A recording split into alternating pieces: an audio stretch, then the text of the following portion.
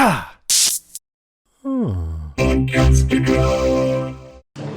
your butts and sit your mouths down!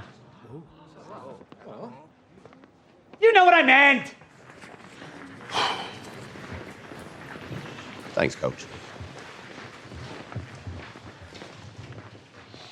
Well, fellas, we got our work cut out for us in the second half. But, I'll get to all that in a minute. No, right now, all I want to do is let you gentlemen know what an absolute honor it's been to be your coach. Getting to work with y'all these last 3 years has truly been one of the greatest experiences of my life. I've loved getting to know each and every single one of you. Learning all about the men you were and getting front row seat to see the men y'all have become. And I want to thank you for your patience with me. When I showed up here, I didn't know one thing about soccer. But now I know at least one thing about football. I'm just so gosh dang proud to be a part of this team, And I love you guys.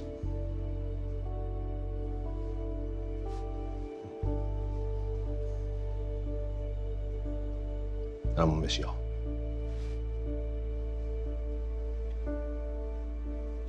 All right, let's bring it in.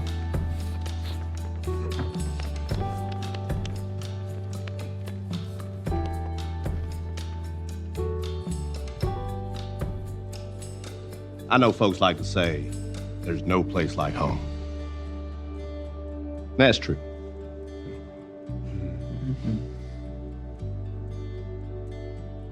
Man, there ain't a whole lot of places like AFC Richmond either. Captain. Richmond on free. 1, 2, 3, Richmond!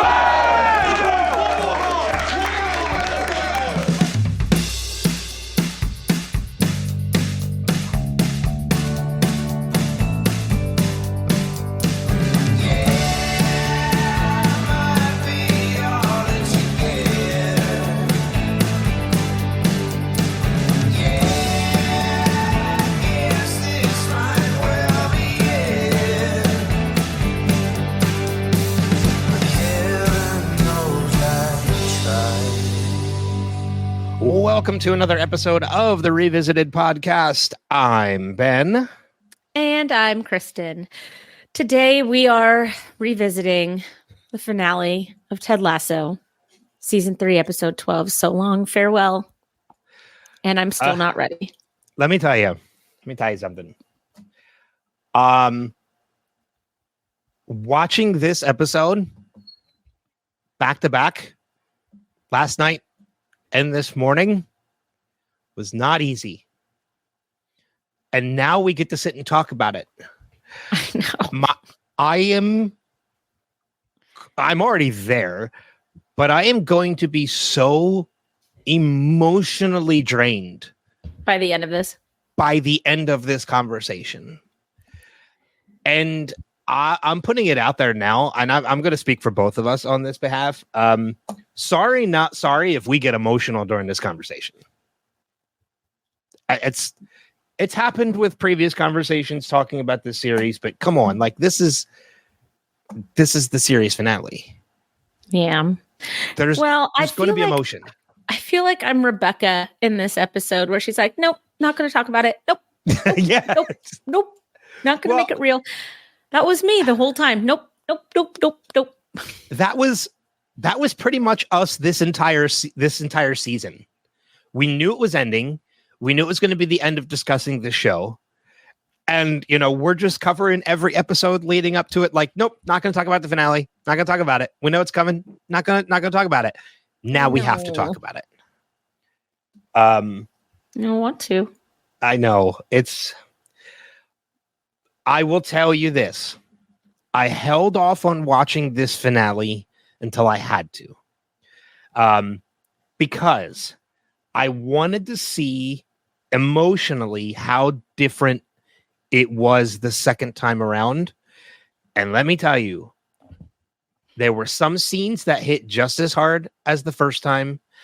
And there were some scenes that hit harder this time around than they did the first time. But we will get to that as we go through. We're going to format the discussion a little differently this time. Obviously, we don't have to give you warnings for spoilers because this is it. Like, this is everything we're going to talk about. So we're not going to have a spoiler section this episode either. And quotes, we're just going to incorporate into the conversation. We're not going to do a separate quotes section at the end. However, we will do a callbacks and full circle moments section towards the end because there's a lot to discuss in there.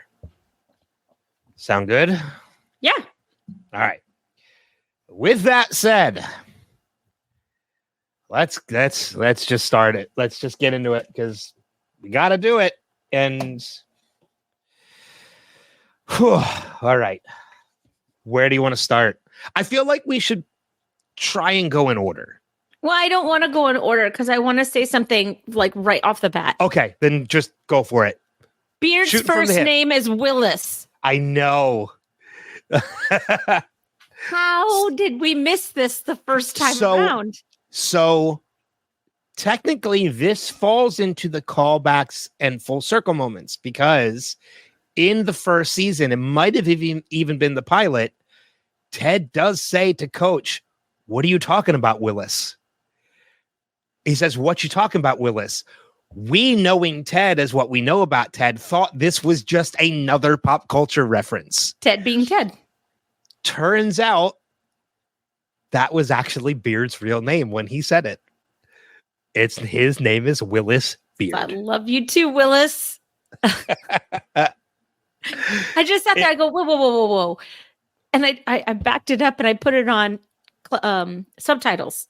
So I was like, did I just hear what I just heard? And it says, "I love you too, Willis." I was like, oh my gosh. So did you not pick up on it the first time you watched it? Of course not. Yeah, I picked up on that the first time I watched the series finale. And yeah, it's so funny because again, I picked up on it the first time I watched it. So it was when I heard that when we started finally diving back into the series and we were back in season 1 and I heard him say, "What you talking about, Willis?" I'm like, oh, that's actually his name. That's awesome. I remembered that. That's awesome. Yeah, I was really excited about that. I'm not gonna lie. I was like, oh my gosh. Of course, his name is Willis because he's so cute. But there's that whole scene of Beard staying behind is just. There's the a fact moment. That Beard was leaving with Ted never made any sense, anyways. I mean, the whole time they're sitting there and they're talking about the fact that they're going, they're both leaving. Beard's leaving. Here's a gift for Beard. It never made sense to me because, I mean, for the entire run of this show, Beard has found a home. Yeah. In England, we see that. I mean, when we go to an apartment, you see he's moved in. He's got a bookshelf. I mean, you go to Ted's apartment and it's obvious that this is temporary for him. Mm-hmm. You go to Beard's apartment, that it looks like he's lived there for 50 years. He's made himself comfortable. Like, yeah. I think that's just it. I think Beard had already made the decision that where he goes, that's where he stays, until he's forced to leave. And this time it wasn't forced. He was doing it out of loyalty for Ted. That was the reason why he was going home. And, we kind of see that a little bit, that Beard is changing too. We saw that last episode in his apology or in his forgiveness with Nate. And now we're seeing that more in this episode, in that there's more acknowledgement that people can change. And that whole scene of them saying goodbye to one another, like it again, he was staying behind, or he was going home out of loyalty for Ted. But you're right. He has made a home in England with Jade, with his friends, with his nightlife. Like this is a place for Beard to be Beard. He has never been anyone other than Beard in London, in the UK. He's free to be who he wants to be, because I mean, really, when you tear it all down, America is a very prudish, Puritan kind of nation. And Europe is, way more free. you know? So, of course, Beard is going to be happier there because he feels like he can be himself there. And he found the one person on this planet that accepts him for who he is, other than Ted. Well, And not I only think with Ted, I'm so sorry. No, it's fine. I think with Ted, with Beard, there is that brotherhood relationship between the two of them. However, Beard has always felt that he is under Ted for obvious reasons. We learn about, their history. We learn about Beard's history. We learn about kind of who he is and who he's become over the years that he's known Ted. This is Beard's opportunity to get out from underneath that and just be Beard and not Ted and Beard. Well, and I think both of them realize that at this moment too. I feel like, when I said like he was going to go home because of his loyalty to Ted, I feel like Beard has always felt, because of that backstory that we got last episode in how Ted rescued him and, allowed him, gave him a place to stay, gave him a life. Beard has always felt, when you say Beard has always felt he's under Ted, I think professionally he feels that way, but I think also in life, he feels like he owes his life to Ted, and Ted being Ted is like, no, like you are your own person. I basically just rescued you, but you became yourself. I don't even think that Ted views it as rescuing him. I think Ted just views it as, my friend needed me.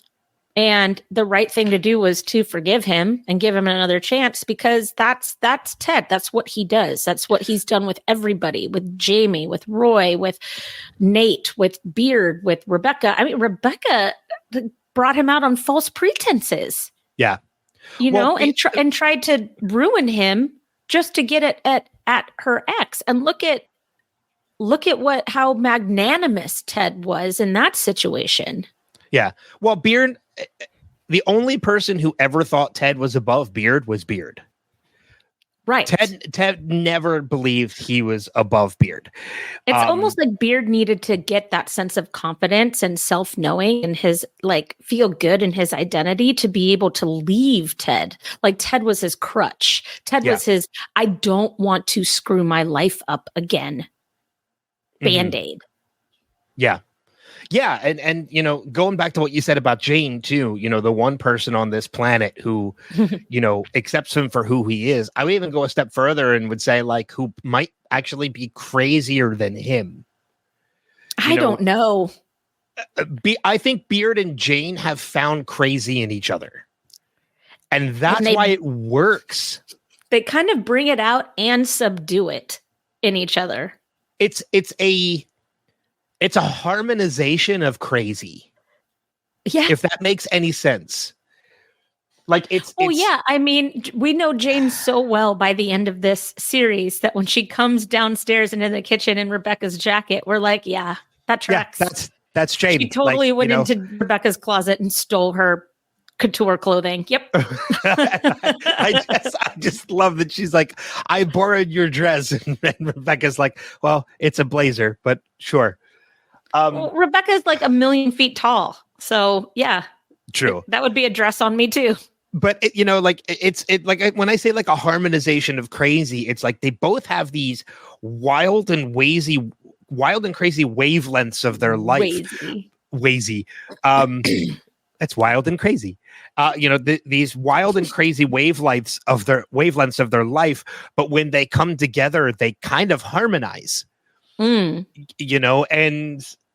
they both know that about each other, which is why they are together. They've been together since season 1. Yeah. It goes from chaos to to harmony. To harmony. Absolutely. Yeah. I mean, it's harmony for them. It's still crazy to everybody else around them. I didn't notice until this time around that Jane was pregnant at their wedding. Yeah. Yeah. Yep. And then who was the person with the baby? That was from Beard's Night Out. That was the lady in red that he goes to their apartment. I thought so, but she looked so different. Well, that because I was very confused. Well, because don't forget, in Beard's Night Out, she says that the guy that chases Beard says he was jealous because they're going to have a baby. The lady in red is pregnant at that time. Okay. But I think she's like newly pregnant at that time. Okay. So, yeah. So that was the one thing that I could not fit into my brain during that scene. I was like, oh, I know I'm supposed to know these people, and I totally forget. I know we're already so out of order. We jumped right to I Beard don't and care. Ted's goodbye. But yeah, Well, I had to. His name is Willis. But so sticking with that scene again real quick, one of my favorite moments from that scene, it makes me laugh every time, is when Beard is putting his plan into effect on how to get off the plane, and he throws the water in his face, and Ted's like, I don't know what's about to happen, but that's a good start.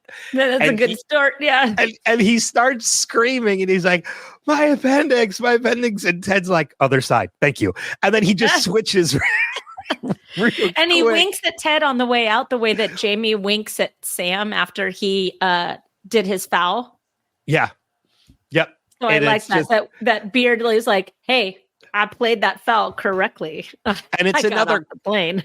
And it's another callback. Yeah, exactly. I faked it well. Right, exactly.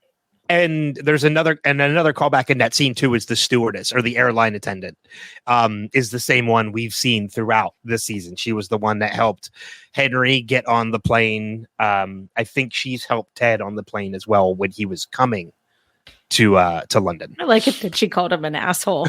What an asshole. It's kind of like a welcome back to America thing. Dick. You know, kind of, yeah, because the British are so wonderfully polite, and then you go to America, and we're just like, get out of the way, you jag. Let's jump back to the beginning of the episode and talk about that opening in Rebecca's kitchen, because I love this scene because they do a good job of making you believe something might have happened between Ted and Rebecca, because Ted is waking up in Rebecca's house, like walking into the kitchen. And it's been I know leading up to that point, there were people saying like, how come Ted and Rebecca don't get together? And, you know, they do a good job of leading you to believe like, oh, maybe they did get together before Ted went home. And then no, Beard and Jane come out too. And you realize this is just because there was a gas leak on their street. I never thought for 1 second that those two got together. Not at all? No. Okay. That's not at all. Fair. Not for one moment. Because I like the fact that they were always friends, you know? Yeah. And I'm happy they never got together. Right. Well, and I love the fact that they never played around with any of that. I wouldn't say they never played around with it. No, I mean the banter stuff in the beginning. They do a good job of making you believe that Ted and Rebecca are talking to each other on banter early on. So they've played with it. But that's because we're conditioned to feel that way. But it was never that way. That's my point. I'm not saying it was not never that way. But you said I liked that they never played with it. They definitely played with it. There were times they were playing with the idea that maybe Ted and Rebecca are talking or getting together, or there's more to this than just coach and owner. They definitely played with it.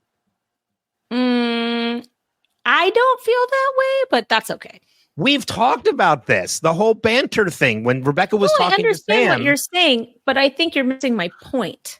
No, I'm not missing your point. You're saying that you are glad that there was never anything there, and I agree with you. But your wording was that they never played with it. They definitely played with it. Ted and Rebecca never played around with any type of relationship. They never played around with that type of relationship. Not to mention that it was just assumptions on the viewer's part. See, I'm looking at this. When you said they, I'm thinking the writers. You saying they as in Ted, Rebecca themselves. I don't think that it was. I think that maybe we make assumptions depending on typical TV tropes. And so Lasso has been playing with typical TV tropes throughout the entire series. Right. I mean, the whole rom-com episode, Jesus, that was just one trope after another that was meaningless and stupid. So, Tell us how you really feel about that episode. I thought Seriously. it did. It's okay. I mainly say that just to get all those rom-com fans out there rolling their eyes as far back into their head as they can. I mean, seriously, I think like Greg's eyes just hit the back of his head. They rolled so hard. That's okay. By your conversation. That is your okay. comments about this. Because I think if I remember correctly, I think Greg loved that episode. I might be wrong. I know he did. I'm okay. Oh, then I'm not wrong on that one. But yeah, we get that moment and it's, they're in the kitchen together. That poor housekeeper. I like it that she starts in the guest rooms and Beard and Jane are like, no. No, those ropes aren't garbage. I love that, like, Beard and Jane just have that kind of crazy where it doesn't matter where they go, they're going to be them. Like, even in somebody's guest room, the ropes and other items are coming with them. Which means that they travel with them. Well, I'm sure they packed a bag. That's what I'm saying. They travel with them. They're like, oh, can't forget the ropes. We're in an emergency gas leak situation. Get those ropes. Get the ropes. Oh, and I can't even imagine what are the things they brought with them in addition to those ropes. Yeah, what was exactly the most important thing to Beard and Jane? Books and rope. Maybe some axes. I don't know. Oh, he doesn't go anywhere without his axes. What's what I mean? Like, all 17 of those axes were in that room. For sure. But, this scene kind of sets up a nice little setting of like, this is a situation. This is the first time all four of them have been in Rebecca's house. And it's the first time Rebecca is refusing to talk about the fact that Ted is going home. Ted and Beard are going home. They're both leaving. Which leads us into the next scene of this, which is the locker room court, which is just a great scene altogether. And can I just say, McAdoo wearing tracksuit judge robes is just brilliant and totally Isaac. Well, how many tracksuits do you think he has? Because I mean, I think he's in them almost exclusively. I think so. Yeah. I think that's all he wears. Yeah. Throughout almost every time you see him through this entire series, if he's not in a tracksuit or a uniform, like he's in one of those two things for 95% of the series. Yeah, unless he has to wear a suit. Yeah. Like if he's at like Sam's restaurant or a funeral. Yeah, like he's in something different. But if he doesn't have to, it would have been awesome if he had a fancy like tuxedo tracksuit. Yes, that would have really made me happy. It's it just, but seeing those judge robes in a tracksuit was just fantastic. But I love this courtroom scene too, because like we're seeing the team together, we're seeing them cohesive, and the reading of the fines is just absolutely brilliant. Danny owes money. I think Colin is the first one, right? Yes. I think Colin owes £200. Danny owes £100 for not wishing another team member a happy birthday. I put a heart over somebody else's. That's stupid. No, that doesn't even count a little bit. So lazy. Overruled. And then Jamie's £200. Jamie owes £200 for falling asleep during meditation. I love his answer. He goes, everybody fell asleep. I was just the only one that snored. Yep. But that leads us to another great callback from season 1. Yes. And it's Jamie putting money in the box. And it's, the last time this happened, Nate brought the box up to Jamie, and Jamie didn't put money in the box. He put his gum in the box, which was disrespectful. Chewed up gum. Yep. Yeah, which just completely disrespectful to Nate, because this was a box that Nate created. It's another box that Nate created, but not only is Jamie putting money in the box, he puts extra in the box and just gives Nate a wink. Like, this is for what I did last time. Did you also notice, because I didn't notice, I read this in the article of Easter eggs, but Jamie's hat has changed. It has. It went from icon to icog, meaning he has accepted the fact that he is a teammate. He is a cog in the machine. I didn't notice that. I didn't notice it either, and I'm so mad. It's mainly because I try not to look at that hat. I know you hate that hat. I hate that hat. So the fact that he changed it made my heart very happy. I'm so regretting ordering you that hat. You better not have. We'll send it right back to you. Oh no! If there was anything, I would have ordered it and wore it during a recording and just never told you I was wearing it. With a bad hair wig. By the way, Jamie's hair is great in the final scene with his dad. Yeah. I finally loved Jamie's hair. I actually had that in my notes. I was like, finally, the guy learns how to comb his effing hair. His hair went through rehab like his father. Good. Well, and came out better like his father. Did you see his father looking at him just so proud and happy? I have that in my notes too, is during that whole final scene when Jamie and his father are looking through pictures. Jamie is looking. There are so many subtle little things in this episode that I didn't notice until this time around. But you're right. Jamie is looking through these pictures, but his father is looking at Jamie. Like he is just staring at Jamie with like a smile. He has his son back. Yeah. And Jamie has his father back. Like it is such a, oh God, the emotions are already starting to come.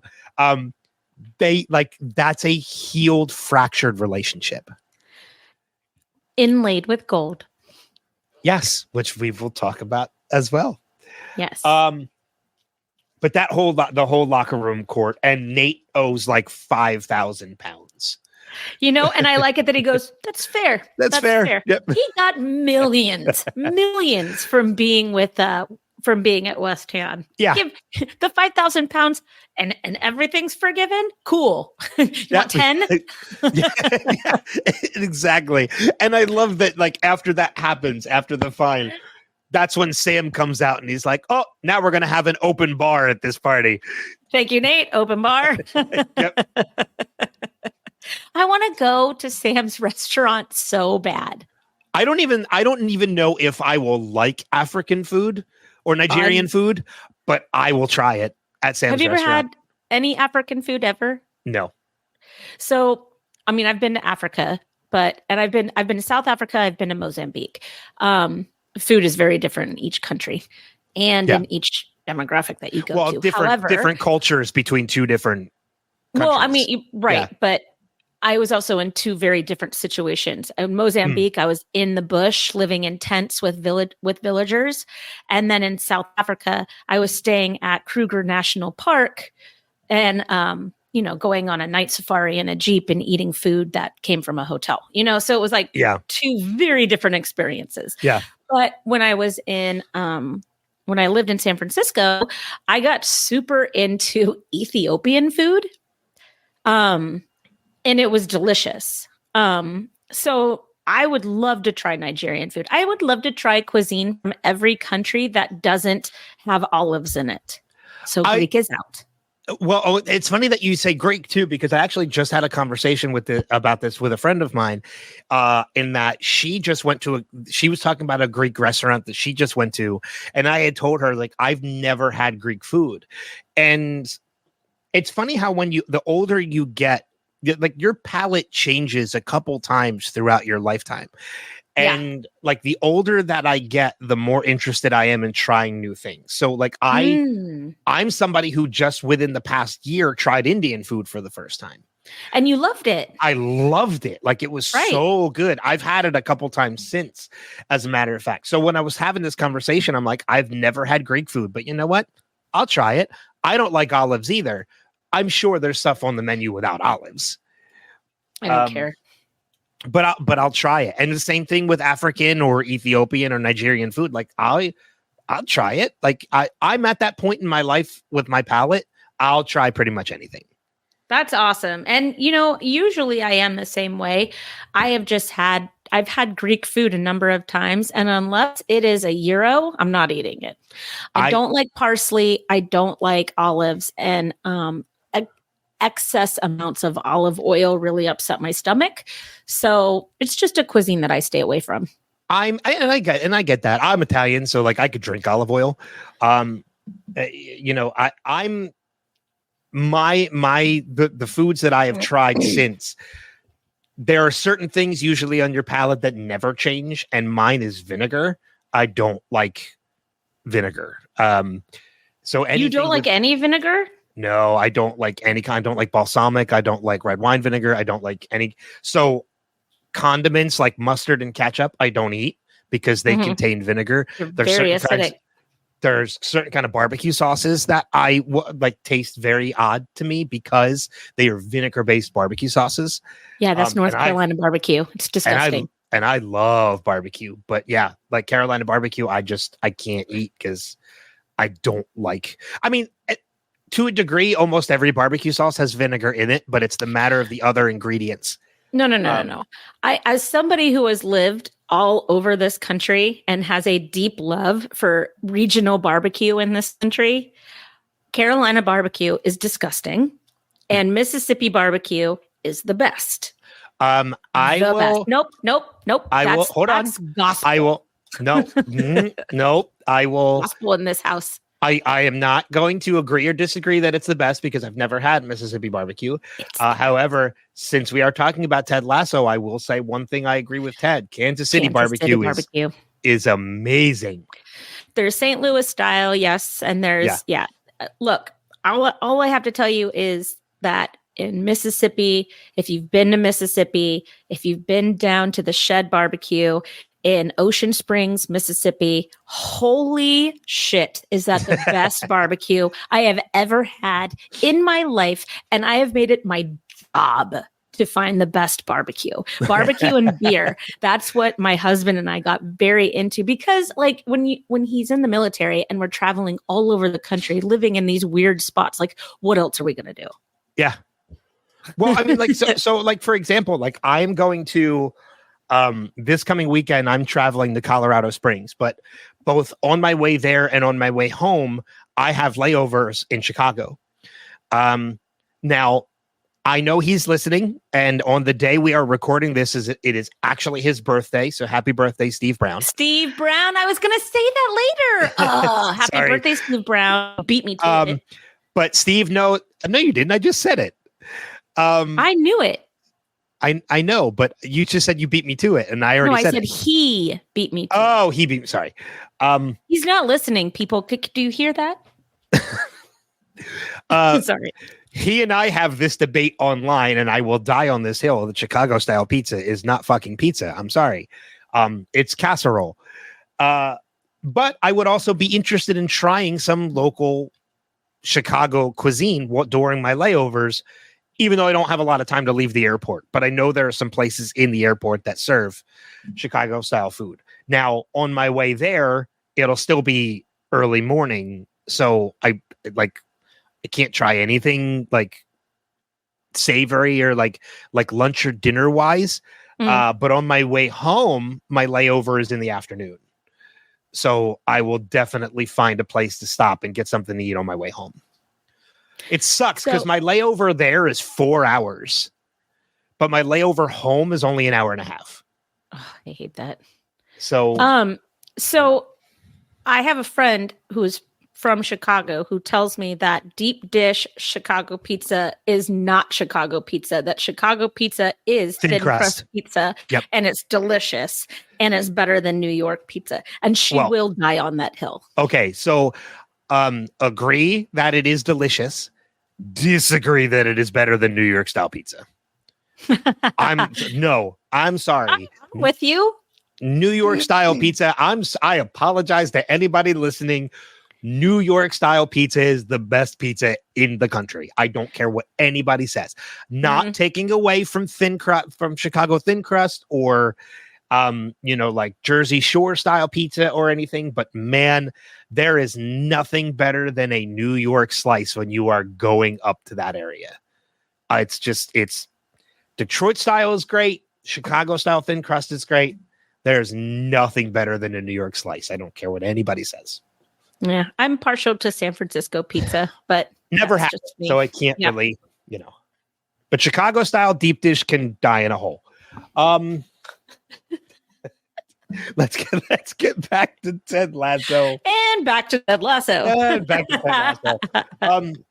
But moving forward with the episode, the next thing we get is Trent's presenting a rough draft of his book. And it is called The Lasso Way. And he is giving, and he says, like, it's unfinished because I can't finish it until the season ends.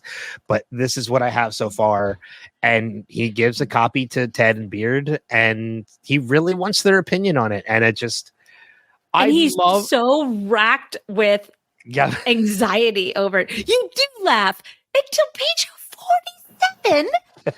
He's just like, he's wrecked over the whole thing. Well, not even before we get to that point. We've got Beard just going through it with a red pen, automatic derivative, overly prosaic. And Trent he's having such a hard time hearing this criticism that so much of that he has to leave the room. Like, he just takes his stuff and leaves the office. Yeah, but he lingers in at his desk, and you can see him. He's just watching Ted read the book, and it's obviously very late. Like, everybody else has gone home, and Trent's just obviously pretending to work as he's waiting for Ted to have any reaction. And it's very strange because Ted spends most of this episode really, really devoid of emotion.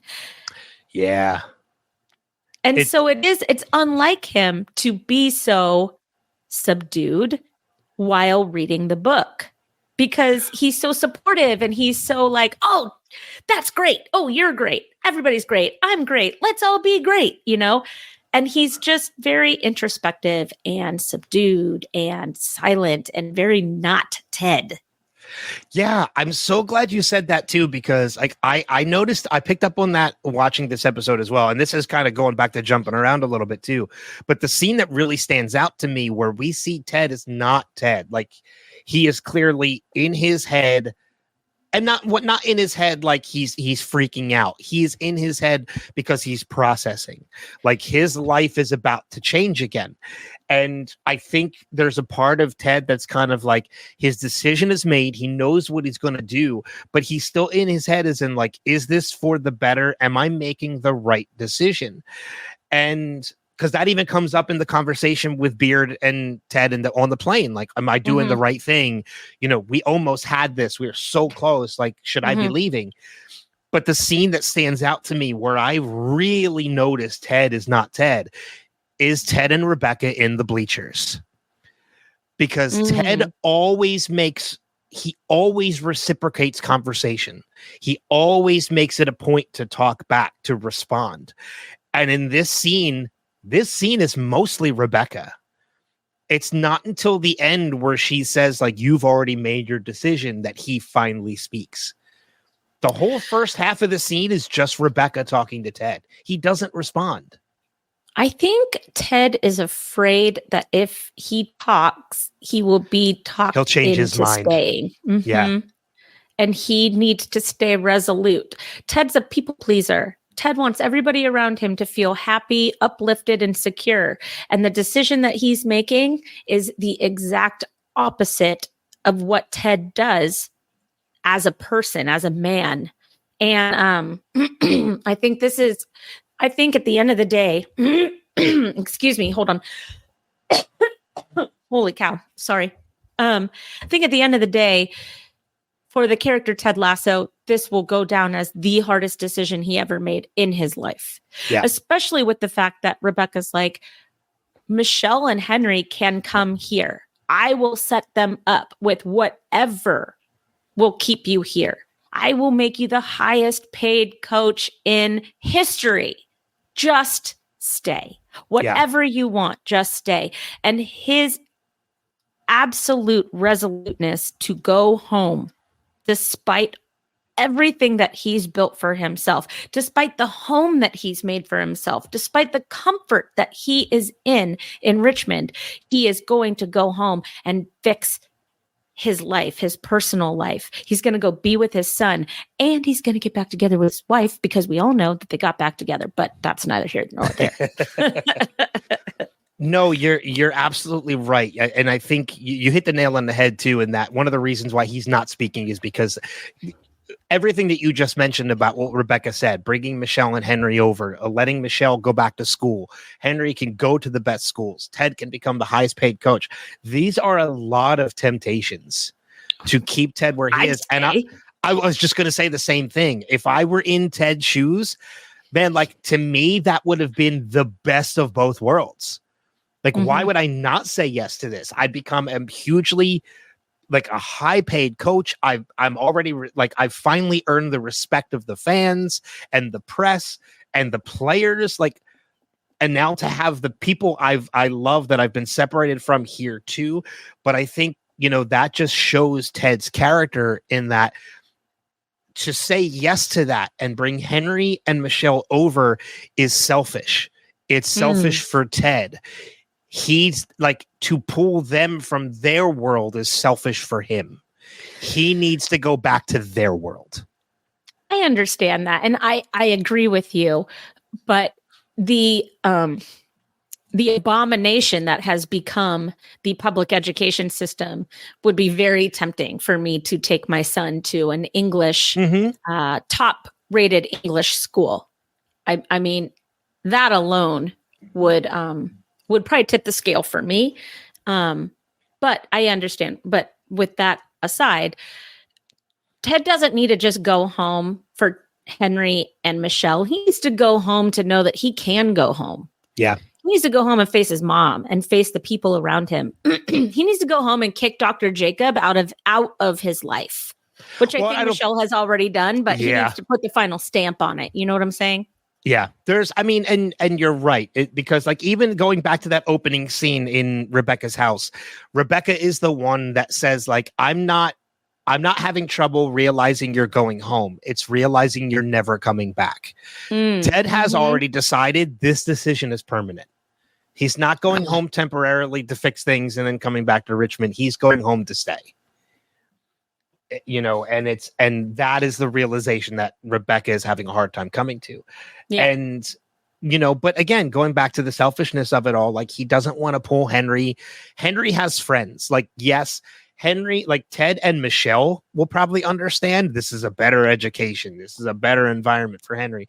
Henry doesn't get that. Henry will probably look at it as in, like, you're taking me away from I'm going to miss my friends. And that's something important to a kid that age. I would agree with that. Yeah. Yeah. And he doesn't want to do that to Henry. Henry has already lost enough in losing his father for 3 years.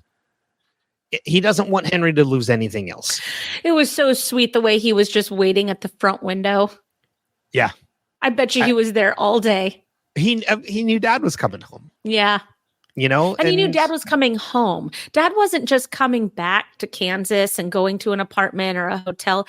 Dad was coming home. Yeah, exactly. And yeah, it's just, but going back to the earlier point, in that I did notice that Ted was not being Ted. It was very strange. Yeah. It's not Ted being, because Ted is always Ted. Yeah. The locker room, how he is as a coach, like, that was him. But when it came to Ted himself, Ted was just not being Ted. And that bleacher scene is really the scene that I noticed it. And I love the fact that scene also pays tribute to literally the opening of this show. The opening of this show is Ted sitting in the bleachers. And this time now it's with Rebecca. Yeah. Yeah, you're right. It's a very, very sweet scene. I think where I noticed it the most was when the team performed for them. Let's talk about that.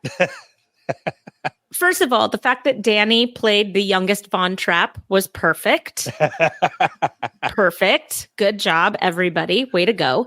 But if we're just staying on Ted for a minute, Ted, it was very interesting to me that Ted was as quiet as he was after they performed, like I'm sure he was overwhelmed with emotion, but he was like, thanks guys, that was perfect.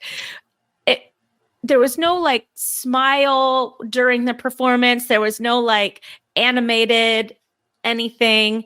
It was just him, hands in his pockets, looking at the performance. So I can see why the whole team was really like unnerved, because they had no idea if they did a good enough job for it. Like everybody's just sitting there going, oh my gosh, oh my gosh, oh my gosh, oh my gosh, oh my gosh, oh my gosh. And then my favorite part of the whole thing, and then I'll hand it over to you, is that Trent took off his jacket and started waving it around his head in circles.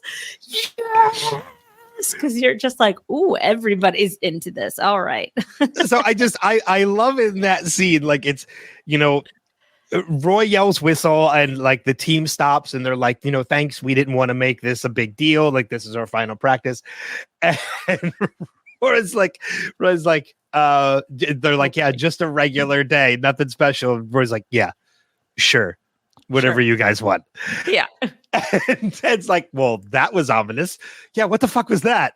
And then they hear the music and they turn around and Beard's just like, what the fuck is this? And we see like the whole team doing The Sound of Music, a Julie Andrews number, which we know is Roy's favorite musical number. Yes. Because we know that Roy loves Julie Andrews. It's another callback to an earlier episode. Well, his favorite of the Julie show. Andrews performance is Sound of Music. Yes, because we see him singing along while he's standing next to Will, who is holding the radio. He's seen that with Phoebe probably 100 times. Well, so in the callback section, we'll cover the callbacks that we didn't talk about during the conversation, because we're bringing some of them up as we go back. But Will holding the stereo above his head is also a callback, because early on, I think in season 1, when they're doing the very first musical number that they're doing, Ted is holding his phone above his head. Very anything.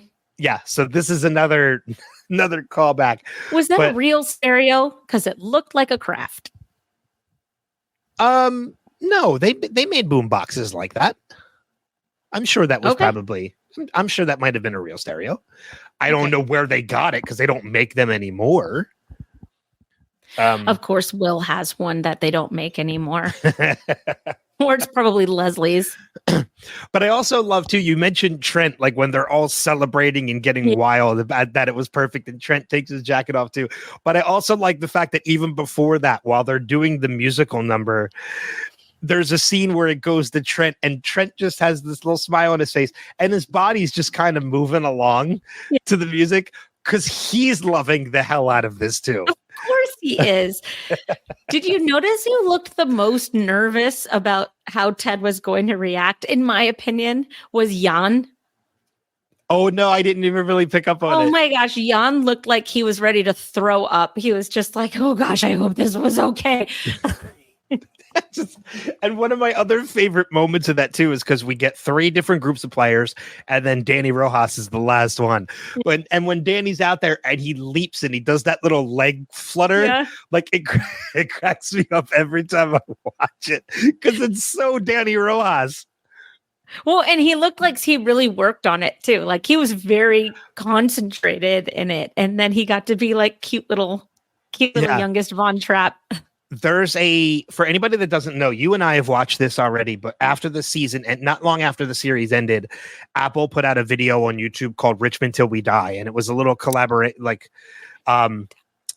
little collaboration of a bunch of different scenes from towards the wrap of the series. And some of the scenes in there is actually the rehearsals in studio of these guys singing, and how none of them really wanted to do it because it meant they actually had to sing and actually had to dance. But just being so happy with the way that scene turned out. It was adorable. Yeah. And a fitting goodbye, like a fitting gift for Ted and Beard. Beard, who is visibly shedding tears under his sunglasses. I know, poor Beard. Still standing there stoic, but he's got the two pinkies under his sunglasses because he is wiping tears from his eyes. Beard does a lot of crying in this episode. The last two, between that last episode and this one, because he cries when he forgives Nate as well. Yeah, but he does a lot of free crying here. Yeah. Yes. Like, and if we can just keep going with crying, there is that pregame video that Beard decided to play like a moron. I love the moment that Beard realizes he made a mistake. He's like, oh shit. Yeah, that was a big mistake. Look, the intention was good. And I love, and I looked into this a little bit too. I love the fact that this video is a great compilation of scenes that we've seen in the show. It's scenes that we haven't seen in the show because they were filmed behind the scenes, like during production. Mm-hmm. And there's also a video in there too of the guys on the water ride at an amusement park, because that was them hanging out in real life. That's awesome. And that looked like they were hanging out in real life.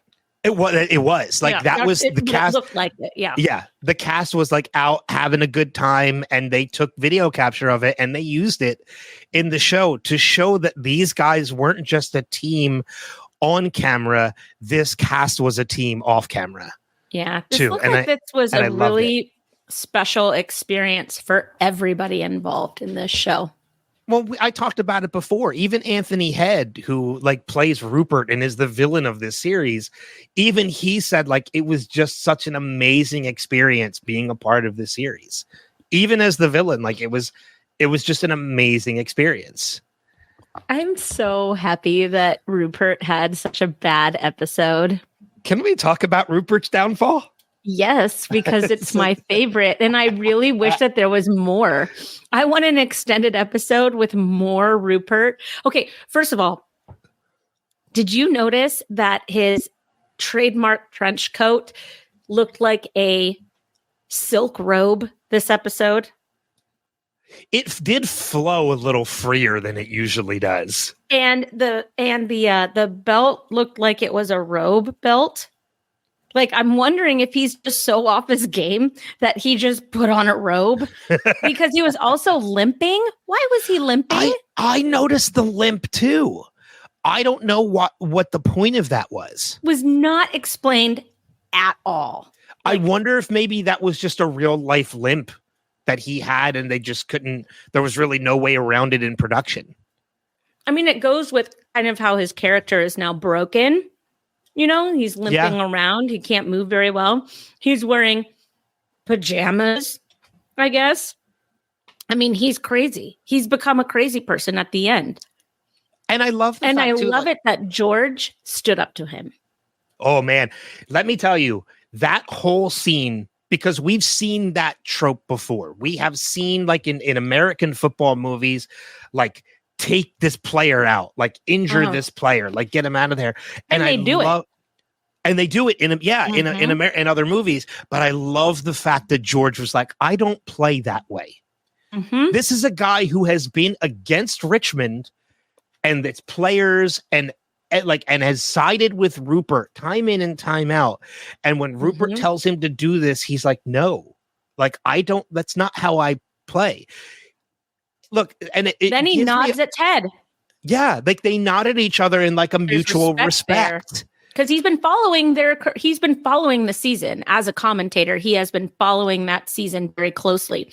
Yeah. He has to have respect for what Ted has done. Anybody that loves the game, like that Short Shorts loves the game, has to respect what miraculous thing Ted has done for Richmond. Not only that, but I'll take it a step further into like this just shows that George respects the game. Like not even just Ted. George respects the game. Mm-hmm. And that made that, as much as they kind of made him a prick from start to finish, that gave me a lot of respect for George in this episode. Even when his nuts came out, I was like, oh, buddy, you're having such a good moment. Put the mouse back in the house. This is a family establishment. Hey, look, there are 3 balls on the field. It's just I loved that moment when George stands up to Rupert, and I think that's the moment that Rupert knows like he's got nothing left. No, like nothing. This guy isn't even listening to me. Rupert's power is gone. It's awesome. The desperation to shove him down in front of everyone, not just Richmond fans, but West Ham fans as well. And it's obviously just shocking that the owner of a club would dare to approach the pitch during a game. Just Rebecca's never done that. Silence. Yep. Right. Rebecca would never do it anyways. You know, she has beautiful heels. There's no way she would take those heels onto the pitch. Come on. That's true. Okay, let's just get that out of the way. Now that that's out of the way. And then it's like, I don't know what he was thinking would happen. It's not like he's on enemy territory. And I think that he is still delusional enough in this moment to think he's still loved by Richmond, because he was for a really long time. They still loved him. He went into the bar. They still loved him. This club, this fan base, this community has turned on their previous owner. That toxicity is gone. They've made the breakup. They've moved on with their life. They're in a healthier relationship, and they can recognize that they were in a poisonous relationship, and they finally call him a wanker. Call back again. Another callback back to episode 1 of this series. Yeah. When everybody in the stands called Ted a wanker, and now they're calling Rupert the wanker. Sassy included. She was so excited. They're pointing the finger, like looking at Rebecca, like, you hear what they're calling him? We were all sassy in that moment. Yeah. We were all standing up going, wanker! But I love the fact too that like there is a satisfaction on Rebecca's face, and it's not a satisfaction that Rupert is getting his comeuppings. It's a satisfaction in Rebecca realizing she never had to destroy Rupert. Rupert was going to destroy himself. All she had to do was wait it out and let it happen. And I think Ted taught her that, because you see Ted is very relaxed in this episode. And a lot of that has to do with the fact that Ted never changed his philosophy, never changed who he was. He let his way just work its way into the team, into the club, into the community, right? Mm-hmm. He trusted the process. Rupert obviously does not trust the process. And you see the different leadership styles between Ted and Rebecca and Rupert and whoever his coach is. And you see that you go from very reactionary to a level of trust in who you have put where you have put them. And you see just how different those leadership styles are in this final game. And if that doesn't teach you something about how to run a team, about how to treat people, about how to include everyone and accept everyone, then you did not understand the point of this show. Yeah. Yeah. And oh crap, I had another point. I totally forgot what it was. I'm so sorry. No, it's not your fault. It's not your fault. It's weird. I scratched Rupert's downfall off my notes, and I think I scratched my point off too when I did that. Like, I forgot what the other point I had was. Oh well, it'll come back. It'll come back around. Yeah, exactly.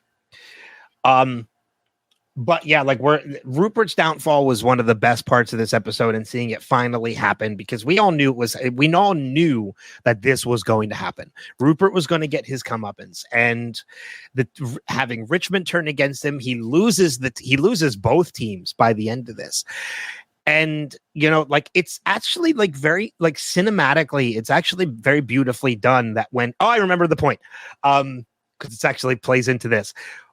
When Rupert walks off the field and he takes, like, we see like that close up on Rupert as he's taking that final look out onto the field of this crowd calling him a wanker. That's it. That's a series wrap on Rupert right there. You know, and I mean, legitimately, it was a series wrap on Anthony Head because that was his final scene. But, you know, I think Rupert realizes in that moment too, like, I've got nothing left. Like, I'm done. Like, this is it. But the point I thought of that I forgot that I remember now is, in addition to him, Rupert coming down to the field and walking out and confronting George, to show the brazenness that he has to just walk right through Richmond's team, and not only walk right through Richmond's team, but walk past Nate without even looking at him. Nate already realized it by this point, but this is like the confirmation that Nate was never anything to Rupert, because Rupert can't even give him a glance, like doesn't even like look at him as he's passing him. Twice he passes Nate. Nate looked nervous too. Well, you know, this is a guy that he worked for, and he at some point, at one point, maybe even looked up to for a short time. Maybe he thought that Rupert was coming out to beat him down for leaving him and putting them in this position. I mean, who knows? That could be the case too. Yeah, he might have been nervous that Rupert was coming to confront him. Hey, whose wonderkind play was it at the end? Huh? Whose wonderkind play was it at the end? I mentioned. Hold on. Let me make sure there's nothing else about Rupert before we start jumping into. Let me see. All right, I'm going to stick with Nate, but I'm not going to go to the game yet because there's something else I want to talk about when it comes to Nate, if that's all right. Yeah, of course. Do it. So I mentioned at the top of this episode how there were particular moments that hit just as hard, and there are some moments that hit harder than they did the last time. Nate apologizing to Ted hit so much harder this time, because I think the first time we watched this finale, we were still conflicted on our feelings for Nate. Like, we were conflicted on whether or not this was a deserved reconciliation, whether or not this was deserved. What's the word I'm looking for? Why can't I think of the word? You know, a deserved comeback for Nate. And upon second watch of this season, reanalyzing everything with Nate, we know this was deserved. We know this was earned. And we also know that there's only one thing left, and it's for Nate to apologize to Ted. It's for Nate and Ted to reconnect. We know that Nate is part of the team because he's the assistant to the Kit Man, which I love that little Office reference. Nice little Office reference, yeah. Yep. You know, and I love that Nate is perfectly happy working for Will. Like, he's just happy to be part of that team. We know he's part of Richmond again. We know he's been accepted back, but there's still that overlying, you know, Ted and Nate conclusion. And when Ted walks down the hallway and he sees Nate standing in the locker room, just standing at the wall, and Nate, you know, Nate says, like, he starts to talk to Nate, and Ted's like, I know. And Nate's like, no, I have to do this. And Ted allows him to do it because he knows that Nate has to do it. For Nate, Nate has to do it. And when he apologizes, like that, like, I don't remember crying the first time in that moment. Yeah. I remember getting a little choked up. I cried this time. Aww. Because again, like this, we know now upon second viewing of this season and this series, this was earned. Just how sorry he was. We know how sorry he is this time. I don't think we wanted to accept it last time. There was still a little reluctance on our parts as viewers to allow Nate back into the fold. This time, we know he's earned it. We know he deserves it. So that apology hit. That apology definitely hit me harder this time around. I don't know your thoughts on. I agree with you. I I did think that Ted was going to try and brush it under the rug. He's like, no, you don't need to say it. And Nate's like, I have to say this. Like, I have to do this. And Ted needed to let him do it. And I'm glad that Ted let him apologize. But when it really came down to it, Nate was sorry for so much that it was almost overwhelming.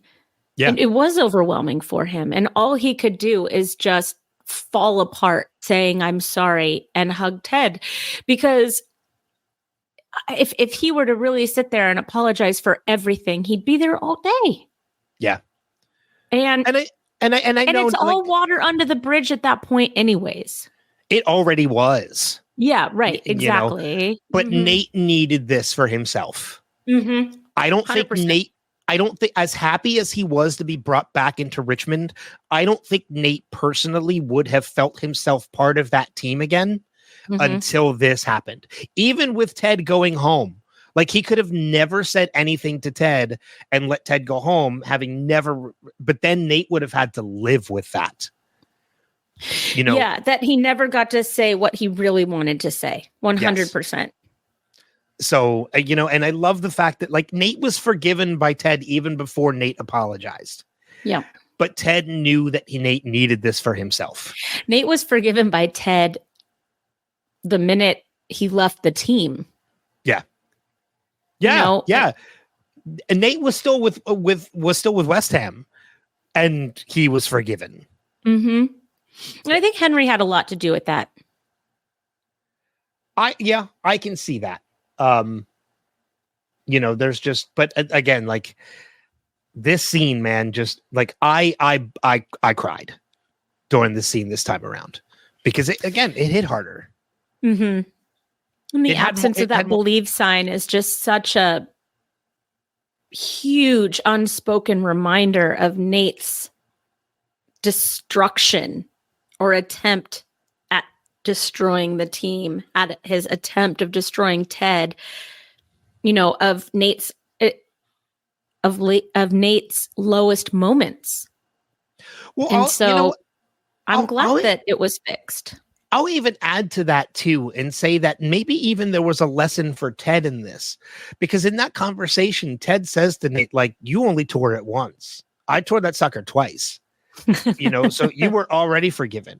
And I think like there could even be a lesson in that for Ted, that Ted, like Nate helped Ted realize a sign doesn't give you belief. Mm-hmm. Like it comes on its own. You don't need a sign to give it to you. And Nate helped him to realize that. Like that. And that became the fourth thing. We'll get to that because, man, that is one of the most powerful fucking scenes in television, in my opinion. But we will get to that. But yeah, so like you said, talking about all that and then leading to Nate's play being the one that ends up, there's so much more inclusion of Nate in this episode. Like Nate has been like, I'm going to bring this scene up because I know you're going to want to talk about it after I bring it up. We get a full formation, including one new member of the Diamond Dogs. Whoop, whoop, whoop. Rough. So if you're all right with it, before I want to kind of save the game and halftime and the wrap up to the end of this conversation. I like it when Nate takes his seat again. And he's so excited to take his little seat again. When he's like, oh, Diamond Dogs mount up. He's like, yes. Like he gets to be there. We get that little, and I love it because I've done this before too, especially when I was younger. The whole when you hop up on something, but you don't sit right down, you are hovering over it straight armed. Like he is so, you only do that when you're happy or excited. And he's so excited to be in that office with everybody. Because he tried to start his own Diamond Dogs and failed. Yeah. He is brought back into the Diamond Dogs are whole with new member, not just Roy, but Trent is even because Trent was about to leave the room as they were having a conversation, and Ted's like, no, you're part of this team now. Like, you are staying. And Beard gives the nod, like, yeah, like, you are part of this now. You are a member of this team. Oh, I love Trent Crimm so much. And then what was wonderful about, go ahead. No, go ahead. I was just going to say what was wonderful about this scene, and there's so many wonderful things about this scene, but what I took away from this scene, my one takeaway, was that everybody gave advice to Roy. They gave the most perfect advice from them. And Leslie, of course, says the wisest thing. And everybody's like, oh, yes. Like, he's almost like their shaman or something like that. Like, Leslie shows up and I'm like, okay, Higgins is here. Everything's going to be fine. Let's back up a little bit before we kind of dive further into the Diamond Dogs thing, because there's stuff that happens in this episode that kind of leads us to that Diamond Dog session and Roy finally wanting to be a Diamond Dog.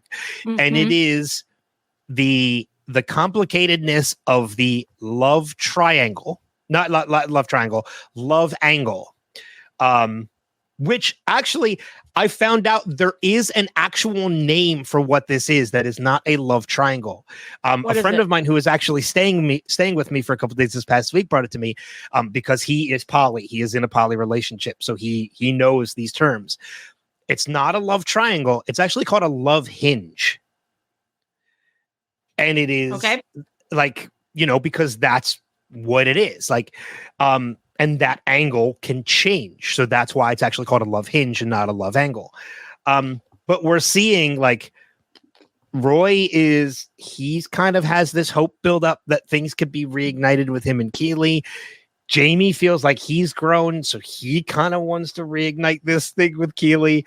The two of them believe that they both have a shot. And when they show up at Keeley's door, having fought over the idea of who gets to be with Keeley, totally forgetting that Keeley has a say in this. We're idiots. And the two of them sitting at the table, giving them saying we're going to let you decide. And Keeley's like, please don't say it. Because she knows too, this is so stupid. But I like that she kicks them out. Yeah, she just closes the door on them. And I like it. It only takes that moment for Roy and Jamie to be like, yeah, this was stupid. This was the dumb idea. And they're just so bloody. Fucking idiots. Yep. I think personally that Roy and Keeley did end up together because I just didn't get any kind of chemistry, will they, won't they, with Jamie and Keeley. He's like, I just want my publicist there, blah, blah, blah. Okay. But with Roy and Keeley, there was electricity in this episode. And I really, really, really felt that is the direction it was going into, was that Keeley and Roy were going to end up together. And Jamie was always going to be Roy's best friend and really close with Keeley. Like, those three, I have no worries about their friendship or their connection or anything. Mm-hmm. Even if Keeley and Roy get back together, Jamie will either marry them or be the best man and maid of honor. You know what I'm saying? I just get that feeling when I see the three of them. The first time I watched the show, I was like, man, I wonder who they ended up together, blah, blah, blah, or maybe not at all. But in this episode, watching it, I really felt the chemistry between Keeley and Roy way more than any interaction that Keeley had with Jamie. How about you? No, I can see that as well. I don't know if I felt like an electricity between Roy and Keeley in this episode. I know there was definitely connection. I saw connection between both of them, but looking at how the episode ends and how the series ends, if I had to guess, I would say the same thing. I would say that Roy and Keeley ended up back together. Phoebe is sitting on Keeley's lap at the end. Well, I think that's because Phoebe, Keely will always be Aunt Keely to Phoebe, whoever she ends up with. Yeah, but there's just, I don't know. Also, you get the callbacks too with Roy surprising Keely in the parking lot, and she's smiling about it, and he's like, "Well, what are you thinking about? Stuff." Yeah. Ooh, terrifying. Like you're just sitting there, you're like, "Yeah, do it. Get scary." Yeah, there's just, very clearly there's stuff they both have to learn, because they both learned that lesson this episode about how Keely has a voice of her own, and you're not going to force her to decide between the two of you. Right. Like they're still learning stuff about this whole thing. But if I had to say who Keely ends up with, I would say Roy. If it was one of the two of them, I would say Roy. I just felt like over the course of this series, Roy and Keely had so much more of a connection than Keely and Jamie ever did. Keely and Jamie was a trophy relationship. It was a very juvenile relationship. And that there wasn't any depth to it. But at the time, Keely was a model. Jamie was a star player. Like it felt like it was a Hollywood relationship. Which it probably was. Yeah. Keely and Roy, like that was Keely and Jamie was a relationship for appearance, with some fun thrown into it. Keely and Roy was a relationship for maturity and strength. Old people love relationship. It was actual relationship. Yeah, right. They built each other up so much more than Keely and Jamie ever did. Now, that's not to say that a relationship between Jamie and Keely now wouldn't be different, because Jamie has definitely matured. But I still think Roy and Keely is the stronger choice.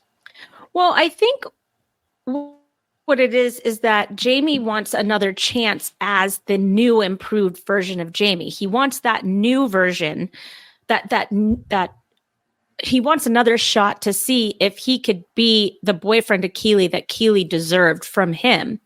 The thing is, though, is that I don't think that he's realized that he's actually grown and evolved past Keely. Keely already has grown and evolved past him. But I think that Jamie has grown up and evolved to the point that he doesn't need to revisit that part of his past anymore. He can appreciate it for what it was, and he can build a friendship and a professional relationship with her. Absolutely. I mean, as his publicist, who knows Jamie better than Keely? Nobody. Yeah, I would venture to say. So she could probably just do gangbusters for his already very successful career. Especially when it comes to his post-playing career, right? I see that relationship more than I see a romantic relationship with them in the future. Yeah, I see that too. I probably can say the same thing. But again, like with everything that happens between the three of them, this throuple per se, as we have gotten in the complicatedness of it, and who's going to end up with who and such. What? It's not a throuple. Sorry. It's We've already talked about this. It's not a love triangle either. So, but it leads broke my Facebook rule just to add in to that. You broke your Facebook rule. What do you mean by that? Oh, I don't comment on Facebook. Oh, wait, it was in a thread. Never mind. Oh, I was like, what are you talking about? Yeah. So, but that again, like that leads us. I adhered to my Facebook rule. We get an earlier conversation with Roy walking in and how do you know if a girl likes you? And they're like, oh, this sounds like an idea for the Diamond Dogs. And he's like, no. And he's walking out just repeating the word no, because he wants absolutely no part of it. But then we get, fast forward to everything that happens with Jamie and Keely and Roy. And we get finally Nate in the office and Trent's in the office. Everybody is there, like full Diamond Dogs together, in a reunion. And Roy, just out of nowhere, with this childlike sincerity, just, can I be a Diamond Dog? And everybody like looking around like, are we being pranked? Like, what is this? Even Nate is looking for the cameras. Yeah.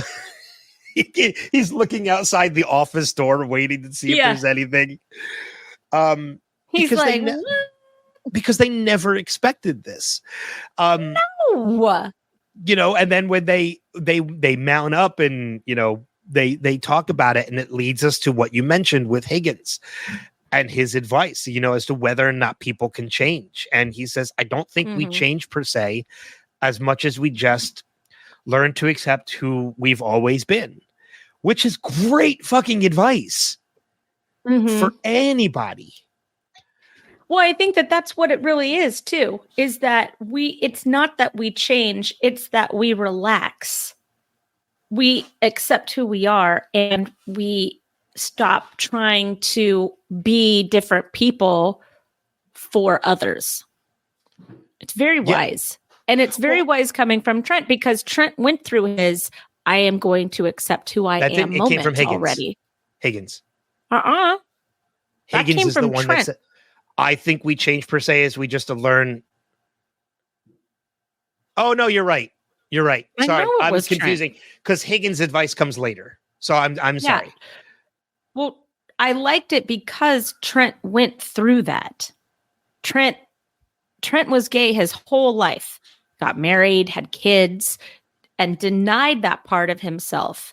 And then finally he accepted who he was, and he came out better for it. Yeah.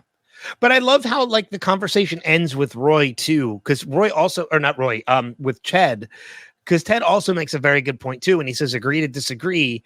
I mean, you just piped up out of nowhere and finally asked to become a Diamond Dog. Like, that's a change. That's a big change for Roy. So I think it is a little bit of both. I think people That's him accepting who he always was. He always wanted to be a Diamond Dog. Yeah. He didn't think that he could become one because he had to be Roy fucking Kent, you know? Do that again. No. That was it. That's all you get. I hate you. Sorry. Now you're right. That was, yeah, I think you're right. Like Ted says that was a change, but I think you're right. I think Roy was always, because look, there's been times where the Diamond Dogs have come together and Roy was just outside the room listening. Like he's always wanted to be a Diamond Dog. This is him just accepting that and finally saying it. So yeah, I think you're right. No, just like Nate was always supposed to Nate didn't want to be anything more than just a part of the team, right? I mean, eventually at the end, yes, he does go back to his the coaching staff, but Nate needed validation. Nate thought he needed validation as a coach to be respected and accepted on the team, when really he liked where he was. He just wanted to be accepted. And once he was accepted by the team, he didn't care where he was on the team as long as he was a part of it. I don't think that was a change. That was him accepting who he is. Right? And same with Beard. Yeah, I could go down the whole list. The whole list with every single character that way. And of acceptance over change. Yeah. Acceptance over change. 100%. But yeah, but going forward to but what I said about Higgins' advice, which was also great advice, because I had trends confused. Higgins was actually human beings are never going to be perfect, Roy. The best we can do is keep asking for help and accepting it when you can.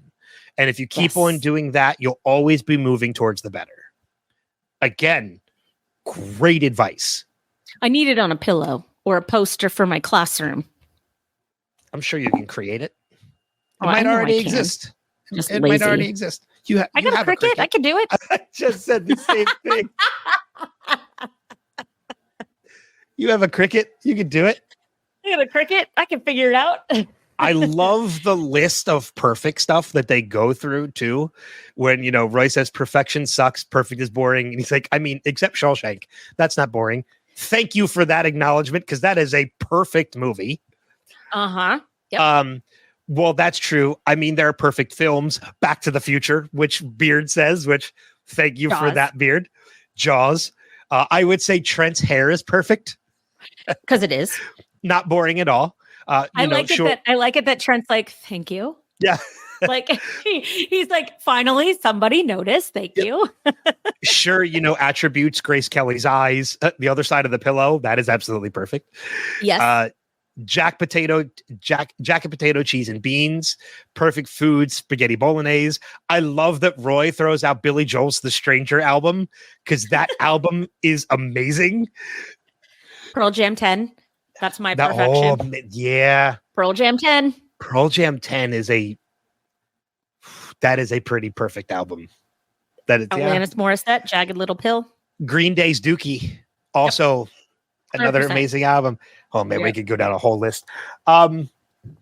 See, but I like that because we're going down our own rabbit hole. And who was it? Was it Ted or was it Roy that just pulled them out and was like, okay. As far as people go. Yeah. Because he says like perfection is all around us, everywhere you look, the mighty redwood. But yeah, it's Roy that kind of like pulls them out, and then Higgins, is the one that makes the advice. But like, and I also love too that once Roy accepts the fact, like once he asks to be a diamond dog, and he accepts the fact that he is a diamond dog, there's that scene where Nate says, like, I have a girlfriend. Her name is Jade. She's pretty perfect. We see Roy like actually putting his hands up and start panting along. Mm-hmm. He's accepted it. He is finally a diamond dog. Which is good because he has to. Which is good because he has to take up the mantle at the end. Which is true. Those diamond dogs are staying. That is oh God, yeah. Because they don't need Ted and Beard to continue with the diamond dogs. Beard's there too. Oh, that's right. Beard is there. They don't need Ted to continue with the diamond dogs. No, and you know what? The back half of this entire season, Ted is not needed. Ted lifts out. And I think that was the whole point. Ted now lifts out of Richmond. He didn't before. Yeah. Well, I mean, it leads into, and I think Ted has always known this. Ted has always known this too, because when you look at Trent's book, by the end of this, Beard has all these tabs, like hundreds of tabs sticking out of all these different changes he would make to the book, and Ted has one note, just one, and it's the title. Like, I would change the title. It was never about me. It's not the title when he saw it. It's Did not you notice about that? Yeah. It's not about me. It never has been. And then the title of the book changes to The Richmond Way. Which is perfect. And I love that Roy is the one that did a forward on the book. I want to read that forward. Because I can't imagine. How many books do you think are in it? That's what I mean. Like, I don't know. I hope it was unedited and just full Roy Kent. I want to read what the forward of that book was. I just want to know what Roy had to say. So I have a question for you. Okay. Did Sam join the Nigerian team, or was that for like World Cup? No, I think that was international play. Again. Okay, so he stayed on Richmond. I think he stayed on Richmond, but he went to home. He finally got the ability to play for Nigeria or with Nigeria during international play. Because remember, he didn't get to do that because of what's his face. When I didn't notice, did he wear Jamie's number? I don't think his number. You never see his back. Oh, it would have been fun to see if he wore Jamie's number. That would have been great. That would have been a cool callback. Little bit of a retribution. Just a not little retribution, nod. But reciprocation. Yeah. Yeah. Before we get into the game and then the final wrap up of everything that happens, I only have one other thing that kind of happens in this episode that I want to, two, but they kind of go hand in hand with one another. We get Higgins pushing Rebecca. We got to pick Roy's replacement, who we know by the end of this episode who it is. Rebecca really not wanting to face it, but she's also put the possibility in front of her of selling the entire team, making Rebecca probably one of the wealthiest women in the UK, because the entirety of the team is over $2 billion. $2 billion. That was a lot of money, but half of it is $1 billion. I know. I thought the same thing. I'm like, 49% is still $1 billion. Right. Still $1 billion. Ridiculous. On top of the money she already has. Yeah. But I think so. There's a scene though that happens, with Rebecca considering selling the team. And it is the scene in the pub when Jeremy, Baz, and Paul pick up the tab. That was my cry moment. It is such a great moment because I think there is hesitation in Rebecca at that First point. of all, they've never had any money. No. So the fact that they picked up that tab, and who knows the wine that they were drinking, they were drinking champagne. Oh, okay, so there you go. Already. But it was either champagne or white wine. It was one of the two. That was probably all of their paychecks. And the fact that you're right, they put their money together to do that because they just wanted to thank Rebecca for giving them what she has. They get to go to practice for free. They get to go see their team for free whenever they want to just go practice. Yeah. That's a gift that if I could have done that with the Lakers when Kobe was playing, that would have meant everything to me. Well, not only do they get to see the team practice, between what she has done with that team and what Ted has done with that team and the players themselves have done with that team, they now not only feel like they have pride in their team, but they feel like they're a part of it. Yeah.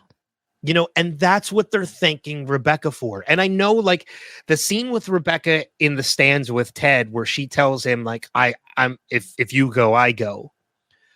I think it's the same thing with Rebecca in that moment where Ted doesn't kind of want to hear anything because he doesn't want his mind changed. I think Rebecca, even though she says, if you go, I go, there's hesitation in Rebecca too. Yeah. And Paul, Baz, and Jeremy are part of that. Because I think she sees in that moment what that team means to people. And that she is considered part of it. But who knows who she would sell it to and what they would do to everything that they've built in that club, right? So I think it's smart that she continues to own a controlling share of the team so that she makes sure that Richmond way stays. Yeah. Yeah. Exactly. That's, it's exactly what it is. You hit the nail on the head. I really can't contribute more to that. But just that whole moment with those three picking up the tab it was so sweet. It was so endearing. And it was just a great way to kind of finally, yes, we see them again in the pub cheering and celebrating the win. But there's so much more to these three characters other than just being fans in a bar that we get to see that moment. And I love the fact too, that by the end of this episode, they are also part owners of that team. They have pooled their money together. His name is Basil. Basil. I know that's what they call Basil in the UK is Basil. Yes. Well, that's why his name is Baz. It's short for Basil. No. But it was always BAZ. And it isn't until the very end of the show that we see his name is Basil. Yeah. Basil. Yeah. Basil. Basil for us Yanks. But yeah, seeing them it's so, because that means so much to them. Even just having their three names on one share of the team. So cool. Next to May's stack of 1,000 shares. Yes. Which the funniest thing about that scene too is I want to imagine that the money it cost May to buy all of those shares in the team, she made in one night in that pub when they were playing West Ham. Yeah. Well, she had she had guests. I don't know if you saw this, but she had guests like behind her bar just to see the TV. Like everybody was just crammed in as much as they could be. And May just didn't care. She was like, yeah. Pour yourself a beer. I don't care. This is game time. Yeah. I would like to think that May bought all of them just from like maybe the past couple games. Yeah. Like the success of the bar for the past couple games. She made so much money in that season, the total football season. I mean, well, and now she's probably one of the few, if only, bars or taverns in that area that can say, come out and watch Richmond here. We are part owners of this team. Part owners of the team. You know? I have a question for you. Okay. And it wasn't until I saw until this last episode that I actually posed this question. Do we ever see Ted drive? No. He is like not in the British way at all. He walks to and from work. I think he walks everywhere. I mean, he might take taxis, but yeah, we never see him get behind the wheel of a car. I don't think he had a car. He probably didn't. Why would he need one? Mm-hmm. Right. It was interesting to me that he never fully accepted his England way of life, right down to buying an English car. Yeah. I mean, it's like people who work and live in New York City. Like most of them don't own cars because why? Well, everybody had a car though at the club. And he probably would have had his own parking spot and, all that other junk. But I'm sure they also, wherever they put him to stay, was probably relatively close to the grounds.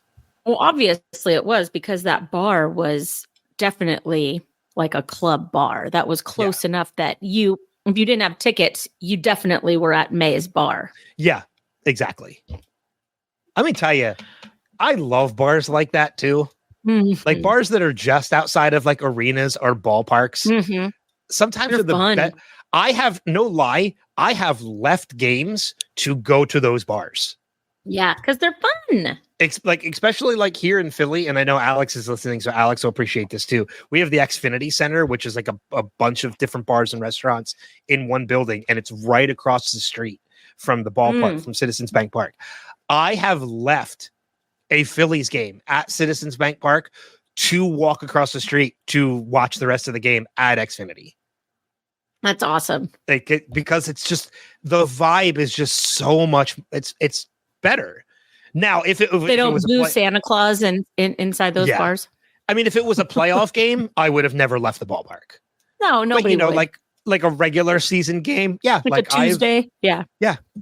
I have left sitting in. Now, I didn't leave the building, but I have also left sitting in my seats at a Sixers game to sit at the bar in the concourse and watch the game on the TVs.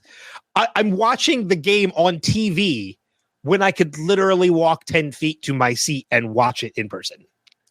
It's because, you want to be around the fans. You want to be around the excitement. You want a $4 beer instead of a $40 beer. Oh no, it was still like a $40 beer. It was still in the building. Oh, well, okay. Never mind. So before we go on to the game. Gotcha. I was just going to ask if you had anything else. Before we go on to the game, because I know that's the last thing you want to talk about, is I found this little thing. There's like a little list of when Ted is browsing the newsstand at the end. Have you seen this?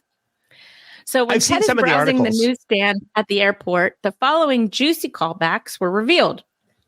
Obviously, Rebecca chooses to sell her shares to Richmond fans. Who's Miss Cakes? That is Rupert's assistant. Okay, Miss Cakes is going to be a contestant on Lust Conquers All. Bex lands a book deal for placenta recipes. Okay. Shandy launched her dating app, Starfucker. One headline reads, Jack Danvers is no longer a daddy's little girl. Ooh, I missed that one. That's juicy. Yeah. Zava returns to football, joining LA Football Club. Weird. Well, wonder who that's... Beckham style. Yeah. Ajax wins the Eredivisie in the Netherlands. I don't know what that is. I don't know what that is either. Zoran is going to star in the Jean-Claude Van Damme remake of Escape to Victory. Oh my God. An article about the quiet genius of Leslie Higgins. Ooh, missed that one too. Isaac McAdoo is featured in the Football magazine. Okay. Pep in your step. Pep Guardiola unveils a clothing line for men with perfect silhouettes. Okay. And Don't know who that is. That's it. Maybe he's a team member. Yeah. I don't know, but there are definitely a lot of hidden little Easter eggs in those articles. Mm-hmm. I like the one about Jack. I do too. I never noticed that one. Because it makes me happy that, she got hers in the end. She got cut off. Good. She got cut off from her dad. The Shandy one I saw, obviously, placenta recipes? That's very Bex. That's very Bex. Yeah. There's a comic book that Ted buys too. I didn't look into that though, to see what it is, because he's buying that to take home to Henry. But I didn't pay attention to what it was. Mm-hmm. Yeah, but one of the other things I wanted to bring up too before we went into the game, actually, I mean, it kind of ties into the game because it's the start of the game. It's up in the press box where the owners are. I love the fact that they're sitting up in the owner's box and they're watching the game, and Rebecca, Higgins asks Rebecca, like, does that phone call have anything to do with the future of this team? And she's like, not now. Like, we'll talk about it later. And it's Higgins' wife that looks at him and says, you need to chill. I know. The one man who has said, I'm cool, I'm chill. Like, yeah, he is not chill in this moment. His beard represents the way that he feels. Chill. Yeah. I love and Higgins. His wife is like, you need to chill. Yeah. And it's like, and there's a part of me that always has it that thinks Rebecca always had it in her head that if Ted were to leave, Roy was next in line. Like, she's not going to look outside of the family. No. And Beard was never head coach status. No. I don't think Beard ever wanted to be head coach status. Exactly. Beard just wants to fly in, fly out, read his books. Yeah. Oh, I'm glad. Oh, I'm so glad you said that. So I did find something on the Beard Book Club to all the books. And I thought this was so fun because this is actually from Phil. Like, he actually said this. So somebody asked him on Twitter or X, whatever you call it now. He says, did you choose the books that Beard read? They asked him this. And he replied, he said, most of them, yes. I especially tried to get some FaceTime for my favorite soccer books, but tried to pick ones that had at least a glancing connection to the giving episode. And then there is one book that I asked our incredible pop department to build and is otherwise completely fake. I'll never tell which one, but it's probably not too hard to figure out. My Mount Rushmore of soccer books are Fever Pitch, Brilliant Orange, Football Against the Enemy, and The Miracle of Castillo de Sangro. So apparently one of the books that Beard reads sometime in this series is fake. It was made up specifically for the show. Okay, well, what fan figured it out? Nobody did. What? So somebody made the guess that it is actually the book he is reading in the finale of season 3 of the finale, which is the name of the book is Impermanence. But turns out that book is actually real.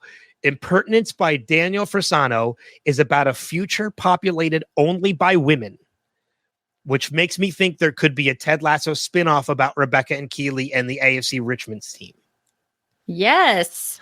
So that could have been his kind of way of toying with the idea that there could be more Lasso in the future.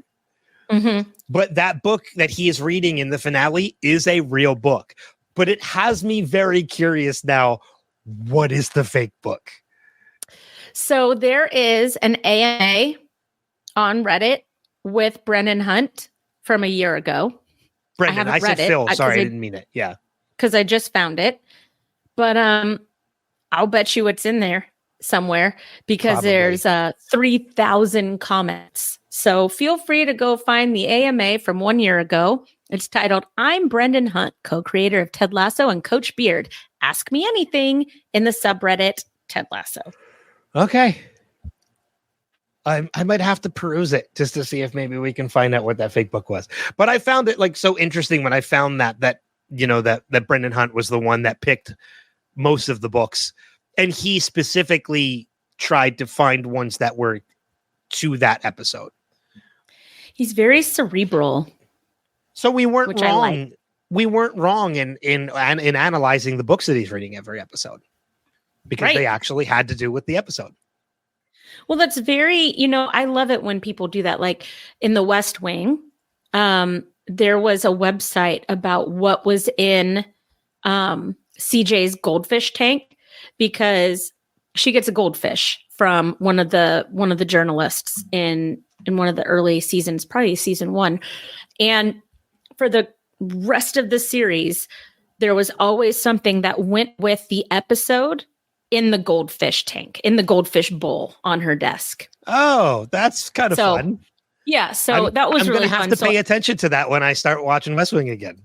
There you go. So Yeah. I like it that, they kind of did the same thing with Beard's books. Yeah. I like that goldfish thing. I'm going to have to pay attention to that when I'm watching. You're welcome. Okay, so anything else before we talk about this game, halftime, and the end of the series? I do have one thing. Keely has changed her PR firm name. No, it's always been KJPR. It was KBPR at the end. No. A joint. Yes, it was KBPR. Keely Barbara Public Relations. Oh, I didn't notice that. You're welcome. I like that. I like that she has teamed up with Barbara on this. Of course she has. Yeah. That's so Keely. That is so Keely. And Barbara is delightful in this episode, but oh man. that's game talk. I didn't notice that. That's a good pickup. Thank you. I apologize for saying no. I love that. That's good. All right. So we get the lead up to this game, which is them in the locker room. And there's a couple little things that happen in here that are worth mentioning. We get to call back to Zava in the care package that he sends. Zava Beckham. Zava, yeah. Zava Beckham. We always made the comparison that Zava is Beckham, but having him going and playing for LA now is absolutely plays even more into this. But I love that, like, he sends like this care package, and Danny's like, no, like, I don't want to have anything to do with them. And he's like, oh, it's shirts. He's like, oh, I'll take 2. Like, he's like, and then they're all like one avocado for everybody. Well, Jamie's like, oh, like he sent us 1 avocado. And Colin holds this up, and it leads to one of my favorite quotes of this scene. Holy guacamole. Holy guacamole. Just the way he says it is just, and I love that, like, Jamie is the one person who was always against Zava, but he's the one holding the avocado by the end of this. You know what, though? As crappy as Zava was, Zava understood in a very over-the-top, very selfish way of doing it. He understood what a team was. He, like, when he went up to Will, it's like, you are the kit man. You are the most important person on this team, and I see you for who you are. Some bullshit, right? Like, everything that he said was perfect. It's just when he went on the field, he was completely different and a complete asshole. And he didn't mean anything that he said, right? But Jamie looked at those words and I think Jamie was just like, wow, what if somebody really backed up the words? Mhm. Right? So I think that maybe Zava had this weird effect over Jamie as like, wow, I really like what you're saying. I kind of want to also do what you're saying because you seem to not be. Yeah.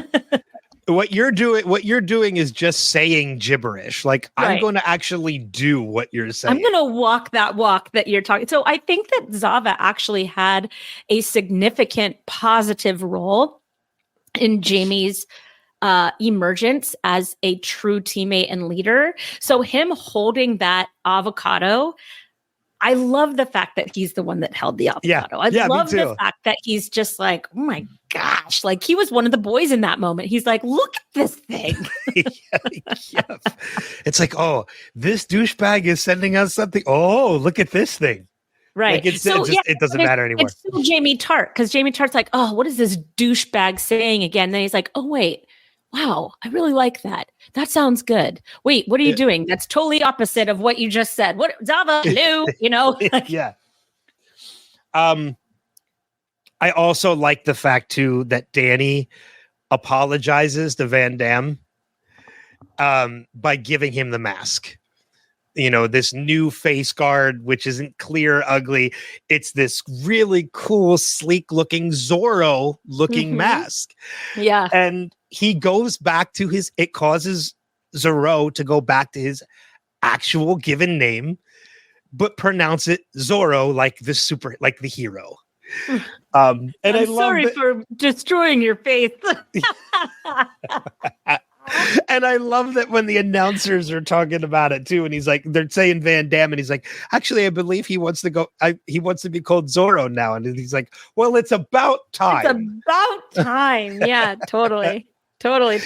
You know what? And it's weird because it goes right along with the point that you made earlier of acceptance. Is that he doesn't have to pretend to be somebody else. Like now he has this match. He is Zorro. Excuse me. After last week's game, he could be called whatever he wants.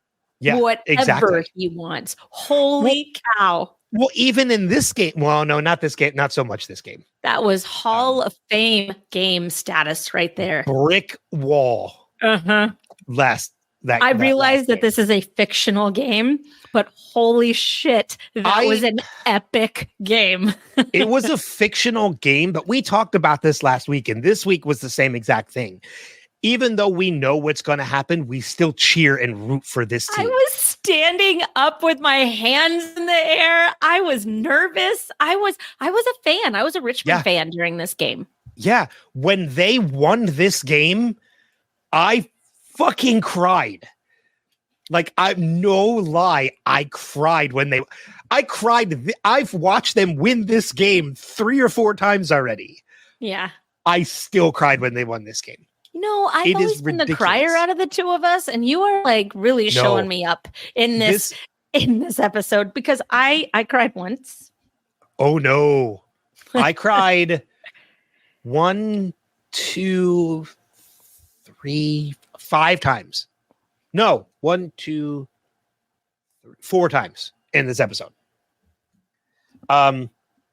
But yeah, so, you know, like we see this team is going out and playing and they're struggling, even though they're playing well. You know, they're playing total football. Jamie is the center person. You know, he is the cog in this machine. They're all playing around Jamie. They're playing well, but they're just not playing good enough. You know, West Ham is up on them too by going into halftime. You know, but before we get into halftime in this game too, in the second half, we also see, and we talked a little bit about this, and now we'll kind of mention it too. We see Michelle, Henry, and Jacob watching from home. And I think Michelle has always, I think by this point, Michelle has had it that this is not a forever thing. There was obviously tension when they came back from Paris. We talked about that. They're all sitting there, and Jacob is just kind of not taking this game seriously. He's like, oh, 90 minutes of them just ending 0-0. Like he's not taking it seriously. But I love that throughout the course of this game, not only is he paying less and less attention, he's moving further and further away from Henry and Michelle, to the point where by the time they win this game, he's sitting in the back of the room on his phone. I love it. I love it so much. But you know what I also think? I think that they probably started watching Ted's games with Michelle hate watching with Jacob because she was so mad at Ted during that. And maybe, Michelle has changed. And now that, you know what I mean? And again, not changed, right? Because Michelle and Jacob, I don't think either of them changed. They both accepted who they really are. Jacob is an unethical psychologist that needs his license taken away and to go live in a dirt cave for the rest of his effing life. Michelle realizes, this is my opinion, of course, realizes that her family is Ted and Henry. And Henry is in love with his father. And she genuinely wants Ted to succeed. She genuinely loves this team. And I think that during this game, she really sees the difference between Ted and Jacob. I mean, what do you think? So to an earlier point that you mentioned, I don't know if Michelle ever hate watched the game. I think she watched it with Henry because she wanted to help Henry support her father, but I think support his father. But I think by this point, she is also very much rooting for this team, not just for Henry, but for Ted. I think she always watched this game with Henry, and she supported the team for Henry. But now I think she's supporting the team for Henry and Ted. You said that exactly the way that I felt it. Thank you so much, because I could not rearrange the words correctly. Very good. Thank you. Yeah, not a problem. Glad to be of assistance. I think she's now supporting the team for more than just Henry. She's supporting the team for Ted, because you're right. I think she has realized, she has accepted what she needs, and it's not Jacob. And I think there's even a point too, like Jacob and Henry even realized, or not Jacob and Henry, Henry and Michelle even kind of realized this even at the beginning. Because when he makes that comment, there's a very, very quick scene where Henry and Michelle just kind of look at each other like, okay. Like they scoff at each other at what Jacob just said. Yeah, because he's being a jerk. He's being an arrogant ass. Yeah, and really, I mean, have the feelings that you want about Ted and football and whatever, but there's a kid in the room. And not only is it a kid, it's the head coach's kid. It's your girlfriend's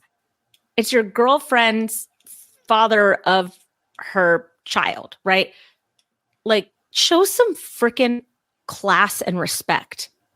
Yeah. But he's never had class or respect because he was doing his patient and broke up his patient's marriage. Well, I mean, and that's, I think that's just what Jacob's going to do. And I think that's just that too. I think in the same way that Rupert has lost his power over Rebecca and the team and George, Jacob has lost his power over, wow, that felt weird saying Jacob again. It took me back to Lost. Yeah. Jacob has lost his power over Michelle because his power was always putting Ted down. Michelle doesn't see, and Michelle doesn't see Ted in a negative way anymore. No, she does not. She sees Ted is getting what he needs and is becoming the person he needed to be through this. She's always known was there. And Ted needed to realize it. She sees that he knows it now. She probably also knows that he is coming home at this point because I'm sure he has told Henry he's coming home. So she knows he's coming home. And Jacob has lost all his power over Michelle because he can't put him down anymore. Which is probably why he is as flippant and as he is. Yeah. He just it's why by the end of this he's just in the background, because that's all he is now. He's background. Love it. Good. He should be completely out. It's so well done. It's incredibly well done. So I do want to say, since we're on the game, while we were talking during this time, I did look up why Rupert was limping, and it turns out that the actor had lost a significant amount of weight between seasons 2 and 3, and he had developed like a limp as a result, and they tried to cover it or work with it as much as they could throughout season 3. So I was right. It had to do with Anthony Head. It didn't have anything to do with Rupert. Yes. And but they tried to involve it into Rupert's story. But yeah, it was Anthony Head. Okay. So it was the actor that had the limp, not the character. Correct. Okay, so I was right. Okay, that's good. Some kind of extreme weight loss between seasons. I wonder if it was for a different project. Or maybe he was sick. Yeah, that could be it too. I don't know. All right, so I talked about the Zava care package and Danny's apology, and we talked about the first half of the game and Jacob falling into the background.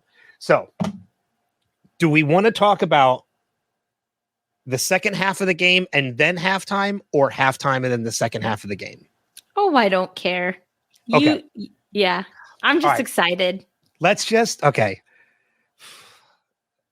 go in order, and we're going to talk about halftime. So the first time I watched this finale, every other episode, I would watch it the next day. But the finale was so important to me to see that I purposely stayed up until 3 a.m. to watch this finale. I watched it the minute it dropped, and I was watching it. My mom actually happened to be here spending the night. And she was already in bed, and I didn't want to be out here I didn't want to be out in my living room watching it in case I was like fucking bawling, because I knew I would. Mm-hmm. So I watched it in my bedroom, and like, I remember watching it, and I was holding it together throughout the course of this entire episode. And then there is one moment in this episode that I lost it. I was audibly sobbing, trying to catch my breath, and no lie, it happens every time I watch it. It happened last night, and it happened today, and it will probably happen the more I go forward. We get this whole speech of Ted saying how much this team means to him and how proud he is to have watched them grown from the people that they were to the people that they've become, and how proud he is to be a part of that team. And then he talks about the second half and not knowing what the future holds and how we shouldn't live in the future anyway. We need to live in the moment and go forward. And then he asks if anybody else has anything else to say. And of course it's Sam. I was just going to say the same thing. And when Sam turns around and he goes into his locker, I'm fine.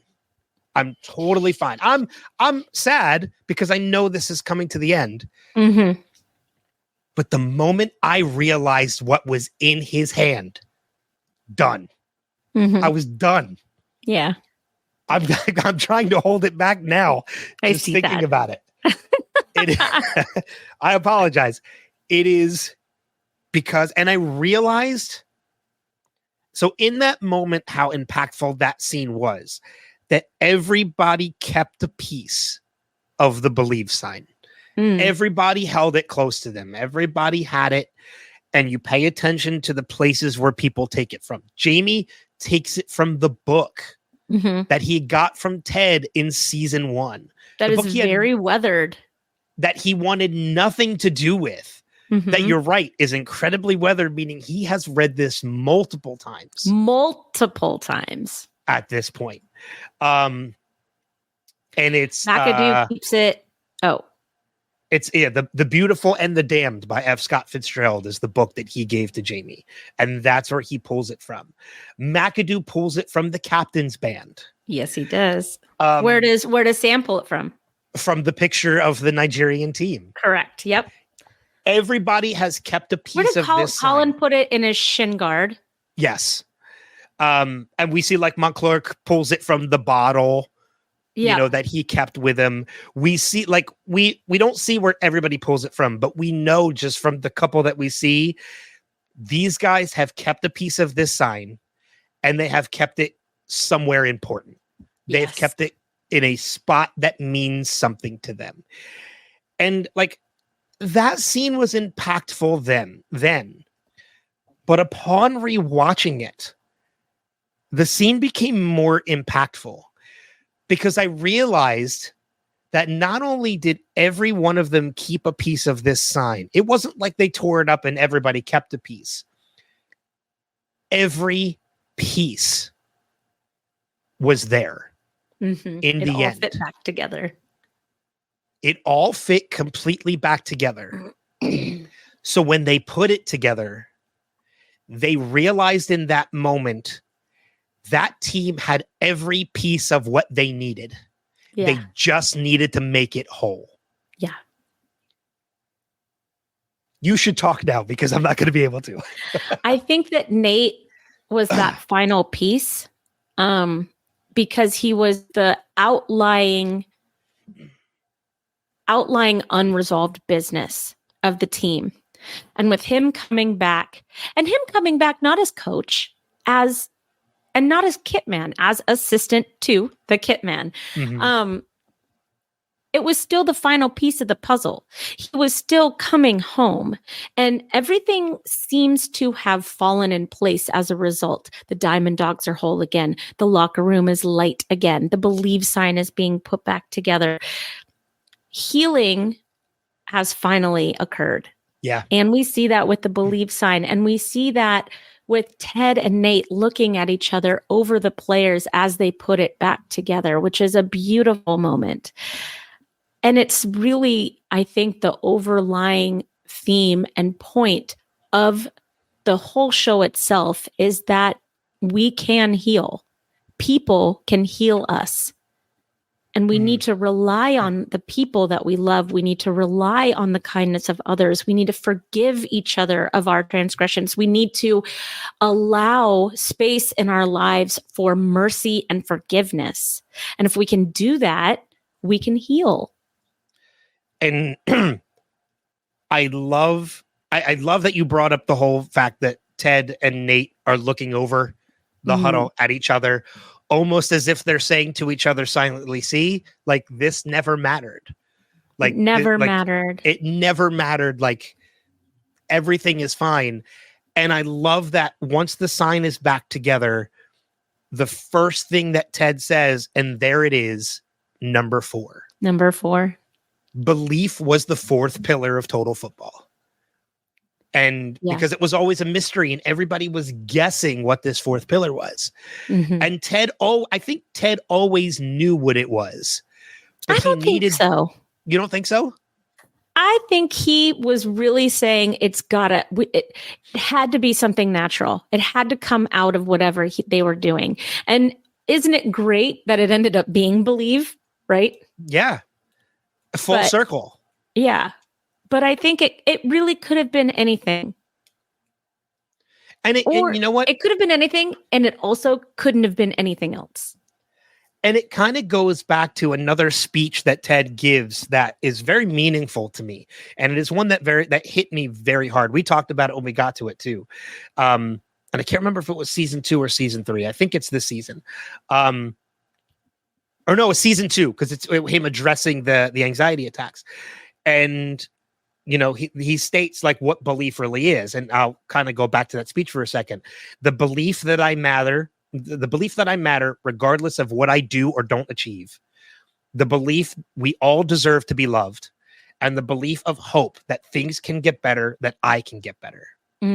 Like that speech still slaps to me. Like I hate using that term, but it's what the youngins say. Excuse me. Sometimes it's the right word for the situation. And it is like that. I've had food that slaps. Okay. Yeah. But yeah, so maybe you're right. Maybe Ted didn't know that belief. Maybe he was still searching for it too. And that's why he never revealed what it was. And in that, you know what? I like that, because that means in that moment, they all realized what the fourth pillar was together. All together. And you know what? That's also the fourth pillar, is relying on each other. Yeah. Is that whole, I don't want to say hive mind, because I think that they're all individuals in their own right, and they're all beautiful individuals in their own right. But when they are a team, they do become that hive mind. Yeah. But for good, not for like Stranger Things, Vecna, but for good. Yeah.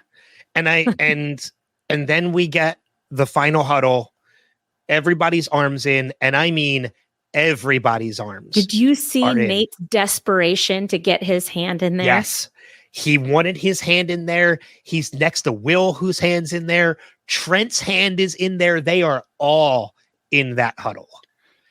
And I love Ted's line of, they say there's no place like home, and that's true. But man, there ain't a whole lot of places like AFC Richmond. And that's true too. Yeah. To be a part of something that beautiful. So I do want to talk about that for a second. Okay. Is it okay? Yeah, go for it. Because I have this written down somewhere. So there are a few things in our lives that we can actually say have profoundly affected us, much like what has happened with Ted and with Richmond, right? Mm-hmm. Obviously, Ted coming in, that whole team has become something truly special that you'll never see again, probably, right? In your life. And like those players will never probably have a time like that in their life again, professionally, personally, whatever, right? You know what it reminded me of?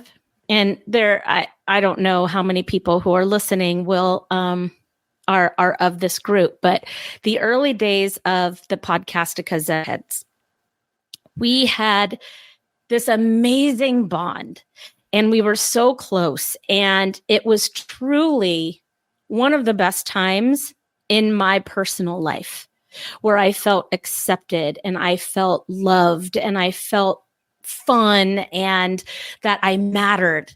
And that really mattered to me.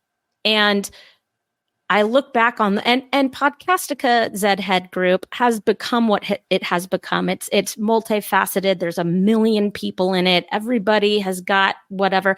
I haven't been as involved in it in years past. Me neither. Yeah. But those first few years are some of the best times I've ever had in my life. And I've gotten some of the best friends I've ever had in my life. And you're one of them, obviously. And there's just nothing that you can really say about a time like that, whether it's the Richmond way or our early Z-Head times, unless you've experienced it. And everybody has that in their life. And that was truly a magical time for me. So it was nice to spend this episode thinking about what an amazing time that this team is in. And I got the chance to reflect on a very similar experience in my life. And it just made me happy and made me joyful. That's a great analogy too, because you're right. And because I was part of that whole thing too. And no, to any Z heads that are listening right now, whether you're listening from Podcastica or you're listening on the Wilhelm side or you just found us by happenstance, if you are in that Z head group, absolutely no disrespect to anybody from Z heads or Podcastica that are listening. That came 2020 after. Yeah, because look, pre-pandemic. I'm talking about pre-pandemic Z head group. Even before. Like a little ways before pre-pandemic. Yeah, but if we were to put a stamp on it, I guess. Yeah. But yeah, so like you're right. Like I love what Podcastica has become now because of what it means to Jason and the success for Jason and the other podcasts that are part of it. But you're right. When Podcastica, going back towards the beginning of that, like we deemed Z heads. We were the ones that named the Zedheads. We came up with the name Zedhead, I believe. Well, Jason did in the early Jason days. did, and that's always been his word. But we're the OG. We're part of the OG. It's not even that. It's just anybody that experienced it knows what I'm talking about. There was just a magic quality to it. And I feel, hold on, excuse me. Bless you. And I feel so sorry. I'm going to try this again. You're allergic to what you're about to say. I know. And I feel that is what we see in the final season of Okay, that's enough. Lasso. I'm done. I got to be done. Anyways, that was something that I wrote it down. I wanted to be able to talk about it because it was a moment that I had watching the episode earlier. And I love it because I can definitely relate to that because I went through that as well. So that is why you and I became friends. And, it's why like Jill has become a great friend to both of us. And yeah, you're right. I love that analogy. Thanks. And then after all of that magic that happens during the halftime, we move into the second half of the game. AFC Richmond down 2-0. And what happens? We get a bunch of magic that happens on the field. We get, we finally get a goal from, I believe, Colin is the one that scores the first goal. Is it? Oh, no, it was Jamie. It's Jamie. Sorry. Colin made the first attempt. And then, sorry, for those of you listening, Kristin's cat is on the table and just knocked over her microphone. He thinks I'm done. No, Jamie is the one, after multiple attempts, Jamie is the one that finally gets the goal into the net. And then we get another moment where Jamie takes the penalty, fakes it professionally, fakes it very well to take the penalty. And I love this moment because Jamie is the one that takes the penalty, but he hands the ball to Danny because he knows he's done it before. He's given the ball to Danny because, Danny needed that confidence. He needed to know he still had it. He needed to know and he wasn't going to kill a dog. And he wasn't going to kill a dog. And then Danny just looks at the ball and he hands it to Isaac. And Here makes you go, Isaac take. And I love that because I feel like in that moment, everybody on that team has full confidence in Isaac. Otherwise, they wouldn't have given him the ball. He has never taken a penalty shot in his entire career. Never taken a penalty shot. If anything, Rupert was giddy. If anything, he is a wild man when it comes to kicks.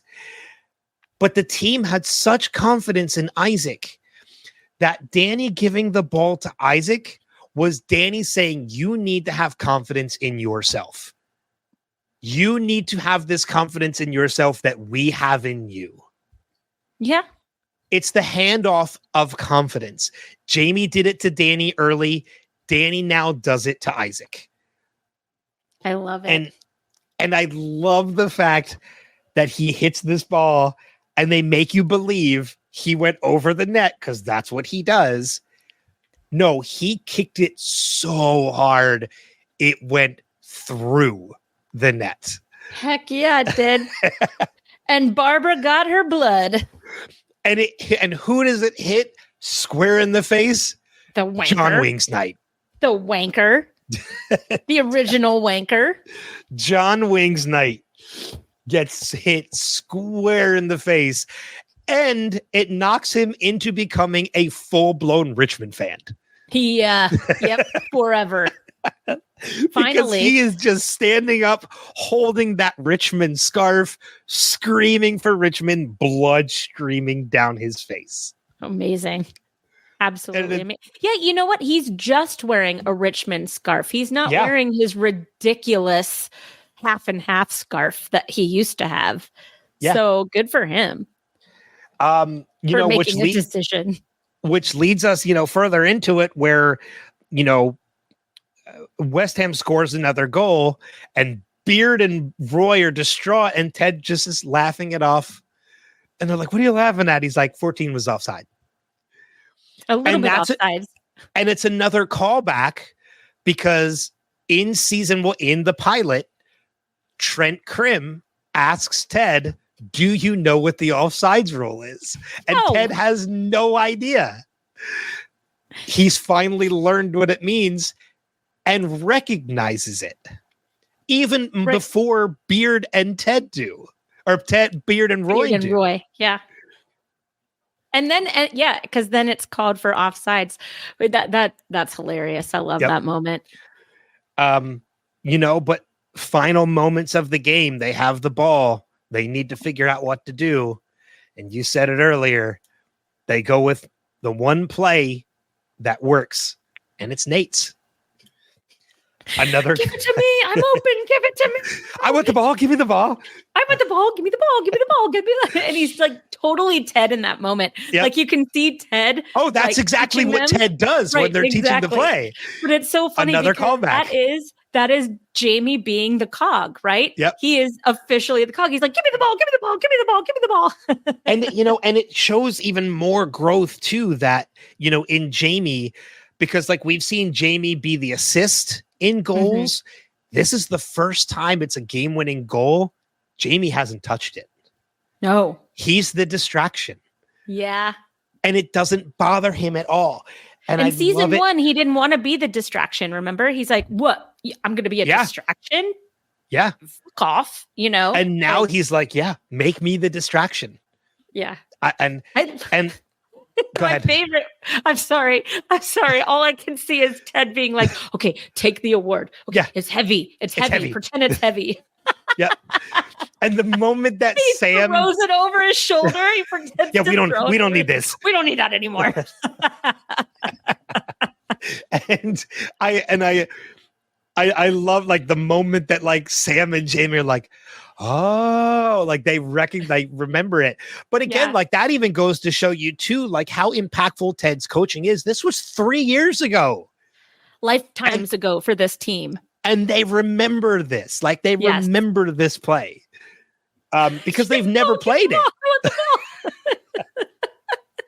I need that to be a GIF in my life. It's just I'm sure it exists. I'm sure it exists. But I also love too that in that final moment, once they pass the ball to Sam, who's wide open, right before it cuts to Teddy's barbecue sauce. Like he knows before this is even kicked. Yeah, this is going in. Yeah, this is a bullseye. Ted just knows it. Yeah, he calls the shot. Sam kicks it. Just like darts. Yeah. Well, that's the barbecue sauce. Right. Yeah.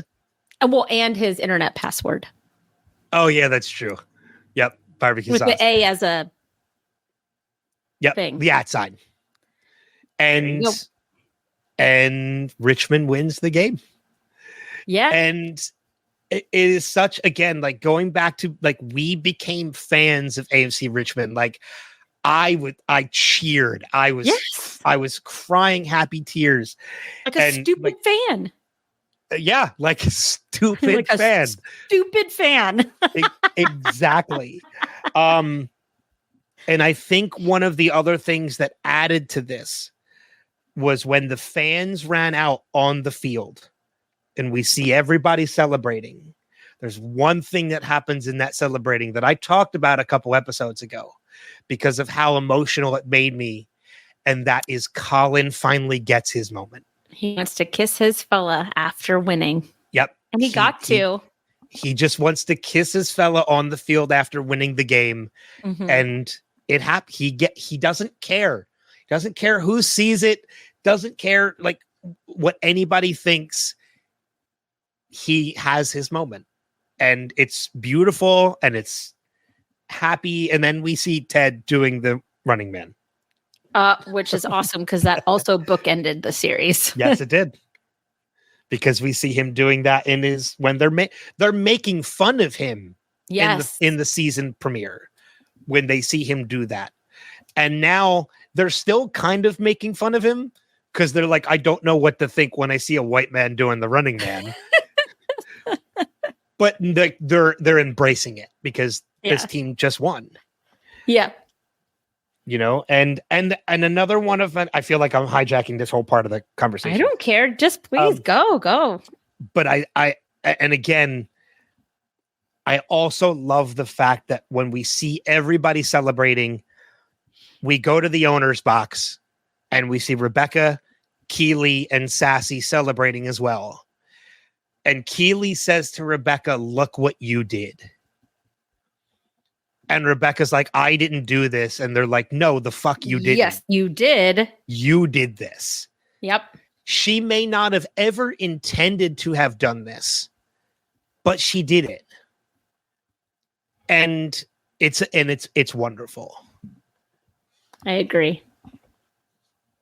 You know, and I think that's the moment when Rebecca realizes she can't let this go.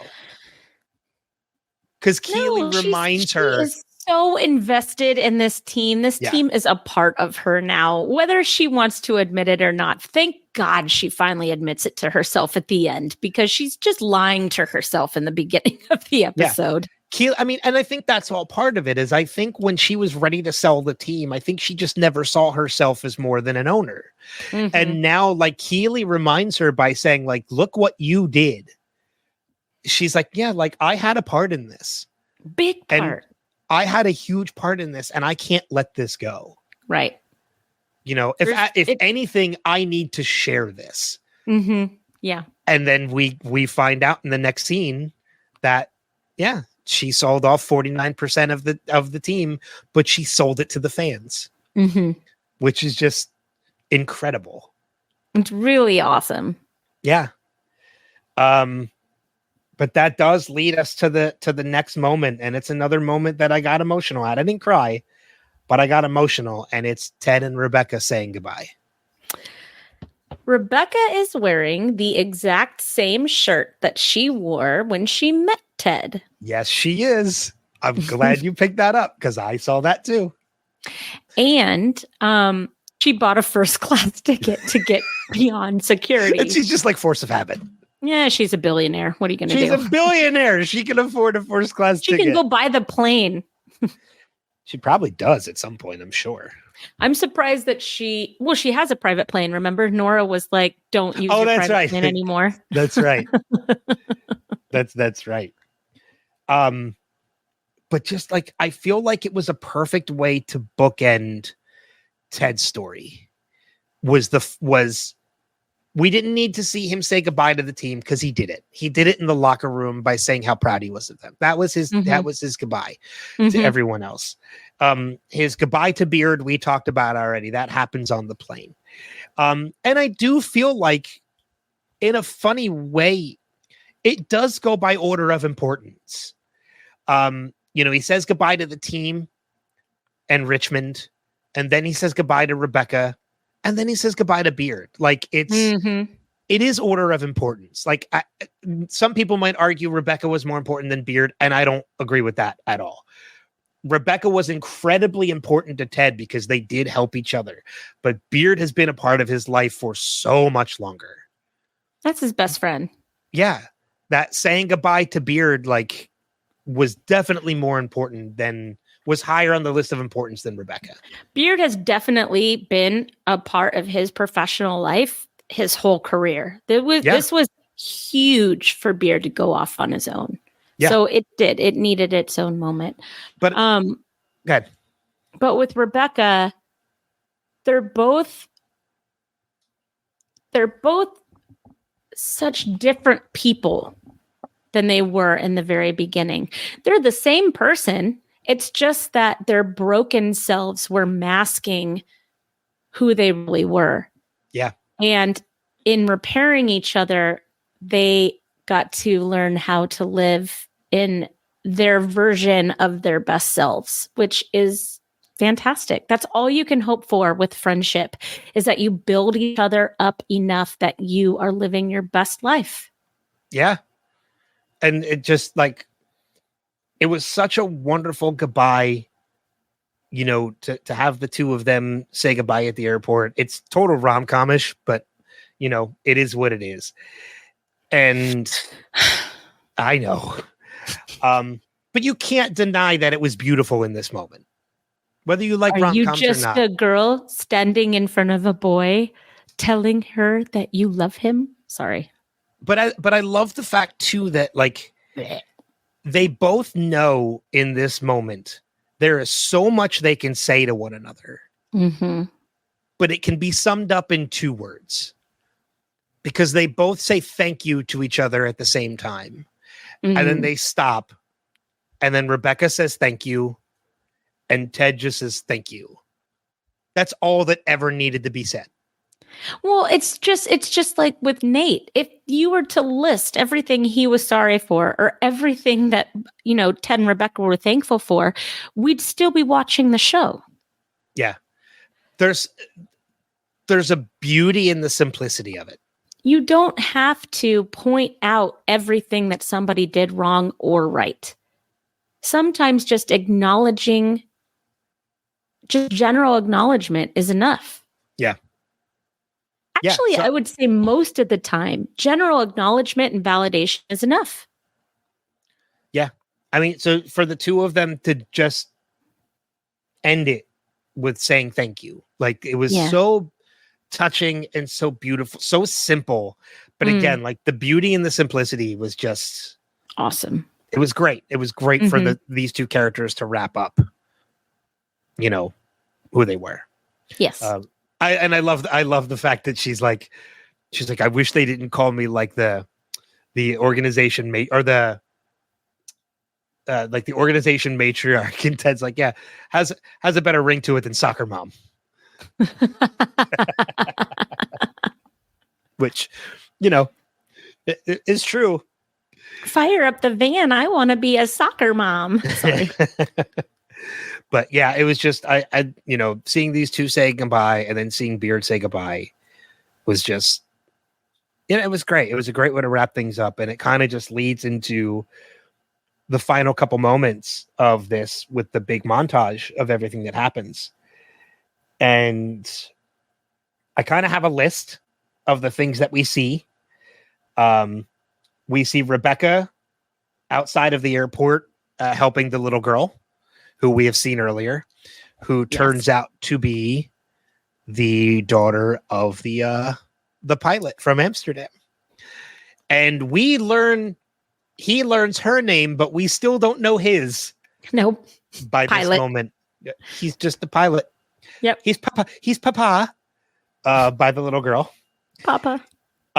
We see Ted open Keely's gift.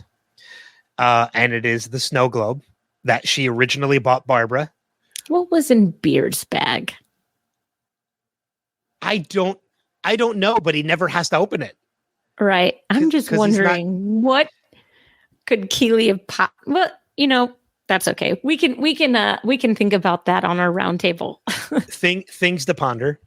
Yes. We see the completion of Trent's book. We already talked about Ted's note to Trent, but then we see Trent actually the book completed, and he's doing a book signing of The Richmond Way with a foreword by Roy Kent, and he signs it Goal Trent Cribb. Yes, which I love. We see KBPR in full effect with Keely and Barbara working close together, and some of her original employees have come back. Yes, the one who thought she was the hottest boss he's ever had. we see that he is returned. We see that AFC Richmond has a new manager, and it is Roy Kent. And who else was it going to be? You know what I'm saying? Exactly. And I love talking about callbacks. I love the fact that we see Roy hanging a picture, and it is the boobs with the black tape around it. Yes. Which in the pilot, we did see Ted hanging a picture. So we see like, this is how we get introduced to the new coach. In the pilot, we see a hand-drawn card from Henry that says, "Good luck, Dad." And in this scene, we see a poster from Phoebe that says, "Good luck, Uncle Roy." Yes. So we see we see Roy kind of making his, taking acceptance of his new office. We talked about it, but we see Jamie and his father reconciling and just Having having a a talk. relationship. Yeah. Being a part of each other's lives, which is Yep. beautiful. We see the Higgins family barbecue, which includes Yes. the entire AFC Richmond team, including the pilot and his daughter, Yes. who are there as well. Who have obviously been there for a while because Phoebe and the daughter immediately run off together. Yes. Which I do have I'm going to pose a question to you when I'm finished with this. Yes, I do think Roy and Keely are together. No, that's not the question. Well, that was my answer. We see the team ownership of the fans. We mentioned Baz Paul and Jeremy having theirs and May having theirs, and we get a loving nod to Cheers in this scene where May straightens the picture of the Indian, which is exactly what happens in Native American, which is exactly what happens in the series finale of Cheers. Yes. Is Ted Danson goes to the wall to straighten the picture, and it's the same exact picture. Mm-hmm. What were you going to say? You were about to say something. Oh, that I didn't. That I saw in an article because I don't know Cheers. Oh, okay. We see Keely is pitching the idea of an AFC Richmond Women's League. Rebecca's got $1 billion. And I love this too, because like if you watch Welcome to Wrexham, a lot of teams have women's teams. So for AFC Richmond to join the ranks is just a great idea. And headed by those two women. Oh yeah, exactly. We see Dr. Sharon has returned into the AFC Richmond fold. She is the mental health advisor for the team. And who was her first patient? Roy Kent. Holding her army man. Yep. We see Nate repairing the Believe sign with the Japanese art of Kinzuki, which is repairing with gold. And then is that what okay. And we see them rehanging the sign in the locker room. It is back to where it belongs. To Roy's shoulder's detriment. Yes. I love that we see him like rubbing his shoulder as they're like afterwards. And then the final thing we see is Beard's wedding at Stonehenge to a pregnant Jane. Yes. With an entire cast of characters behind. No Ted, though, which kind of poses a question. That's in the AMA. Okay, so Brendan Hunt does address this in the AMA. Would you like me to read the answer? So hold on. Before you read the answer, I'm going to pose that the theory going when the series first ended, because after all of this, we see Ted wake up landing on the plane. So the theory was that this was a dream sequence of Ted. He was dreaming the future of these characters. Which I don't believe. I think we are seeing the future of these characters. The theory was that he was dreaming the future of these characters, their future without him, and how successful they can be without him. But if Brendan Hunt addresses this in the AMA, please, I would like to know. Okay, so the question was, why was Ted not at Coach Beard's wedding to Jane? Okay. Felt weird that Roy was best man. So Brendan Hunt says there are a few reasons. The first is narrative. Ted just got on a plane and left the UK. It would be anticlimactic and deflating if we suddenly see him back there before we even see his plane lands. The other is that that's just the kind of friendship Ted and Beard have. Case in point is me and Joe Kelly, co-creator of Ted Lasso and one of the best friends I'll ever know. A few years ago, I get an email from him and his fantastic girlfriend that they are getting married in less than a month. The email clearly stated no worries if it's too short of notice, which was awfully nice of them. I desperately wanted to be there, but I couldn't. They had scheduled the wedding the same day as a show I was doing in another city, if I recall correctly. So I missed the wedding, and guess what? No one cares. Our relationship is the exact same. Our families live down the street from each other, and we see each other all the time. So personally, I think Beard called Ted and told him that he could sit this one out. And Ted said thanks because the ceremony conflicted with a big game for Henry's soccer team. The history of their relationship, in my opinion, is long periods of seeing each other and long periods not.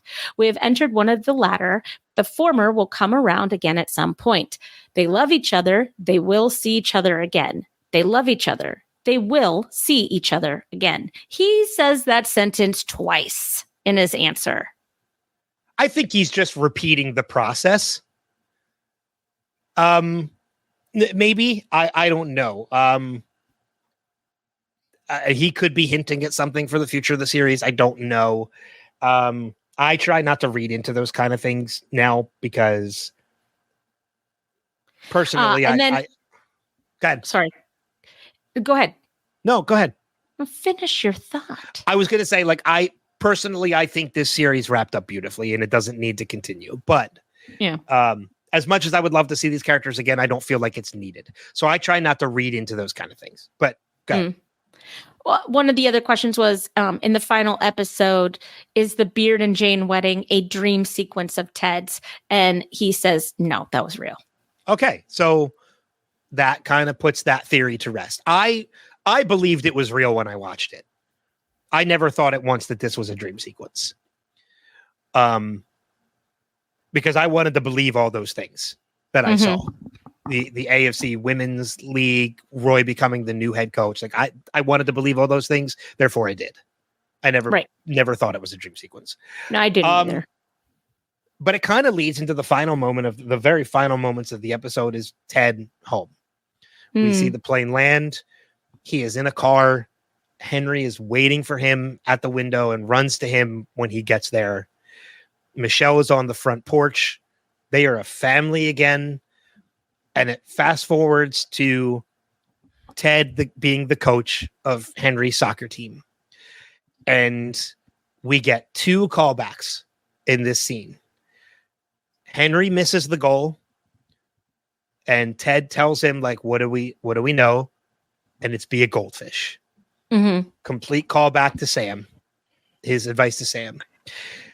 And then we get this full circle moment of the season, not of the series, of the season. Because the very first scene of season 3 is a close-up on Ted looking tired and defeated, sitting in the airport, knowing that Henry is going home. And how does the series end? On a close-up on Ted, content and smiling.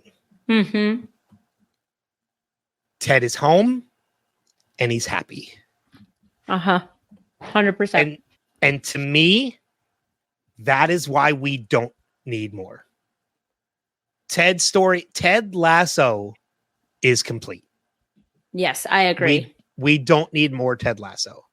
I will never object to more of these characters in a Richmond spinoff or something.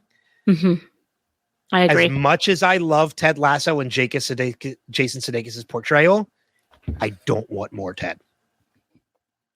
I feel like it will just diminish what we got. I don't, but okay. I don't at all. I disagree, but that's okay. That's the lovely part about this show. Yes, exactly. We are so long, but I don't care. We knew we were going to, and we're not done yet because we got to talk about a couple callbacks that we didn't mention during the discussion, and then we have feedback. But anything else as far as the main discussion before we kind of dive into some of these quick callbacks? Nope. Okay. So why don't you throw out a couple of the callbacks? Because I know you're looking at the same article I am, but then I have a couple. We got the Aussie guy. Others. Yes. We got the Aussie guy. The Aussie guy was in the first episode, last episode, and the season 2 the Christmas premiere? episode. Well, was it the Christmas? He's in the Christmas episode. So he's in 4 episodes then, because he's also next to Jamie at the barbershop. Yes. Yeah, so he's in 4. Because remember, he's the family that he's one of the families that Roy, Keely, and Phoebe visit when they're going house to house. So he is also in that scene. Yes, and that actually, the woman that played his mother was actually the actor's mother. Oh, that's kind of fun. Yeah. They never give the character a name, but Ted, I think, calls him Boots at one point. I got to go to the transcript and find out exactly what it is. But when he says, like, can I have an Ussie? You know, like he says something. Where's it at? When Rebecca says you're going home to your family, I actually want to stay with mine. Oh, no, he doesn't call him Boots. How did I miss this reference? That's fucking great. When he says, can I get an Ussie? And he says, yeah, sure. He says, sick. He takes the Ussie. He says, wicked. So Ted responds, kinky boots.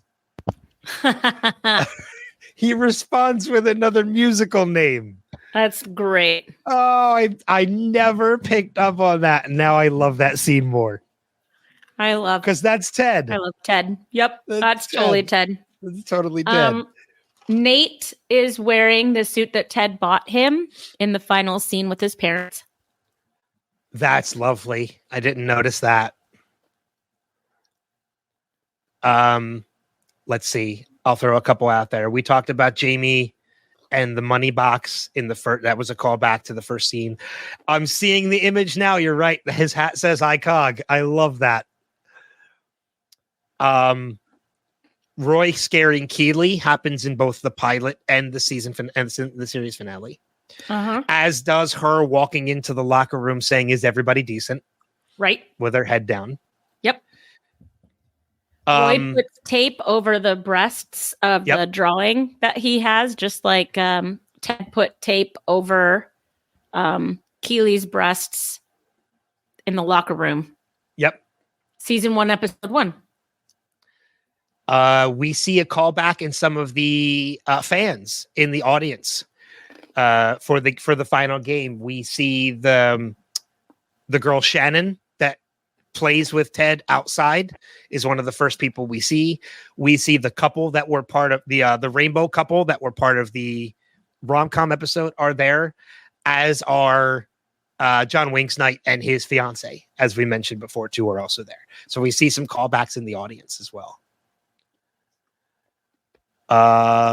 Let's see. We talked about the offsides rule, which we mentioned, Nate's trick play, and Ted doing the running man. Let's see. What else? Did you notice that Dr. Sharon's army man had a radio? Like, you can always call me. Oh, no. That's awesome. We got the call back to the woman in red being at the wedding for Beard. Danny Rojas is with the same two women at Beard's wedding that he was after killing. Football is death.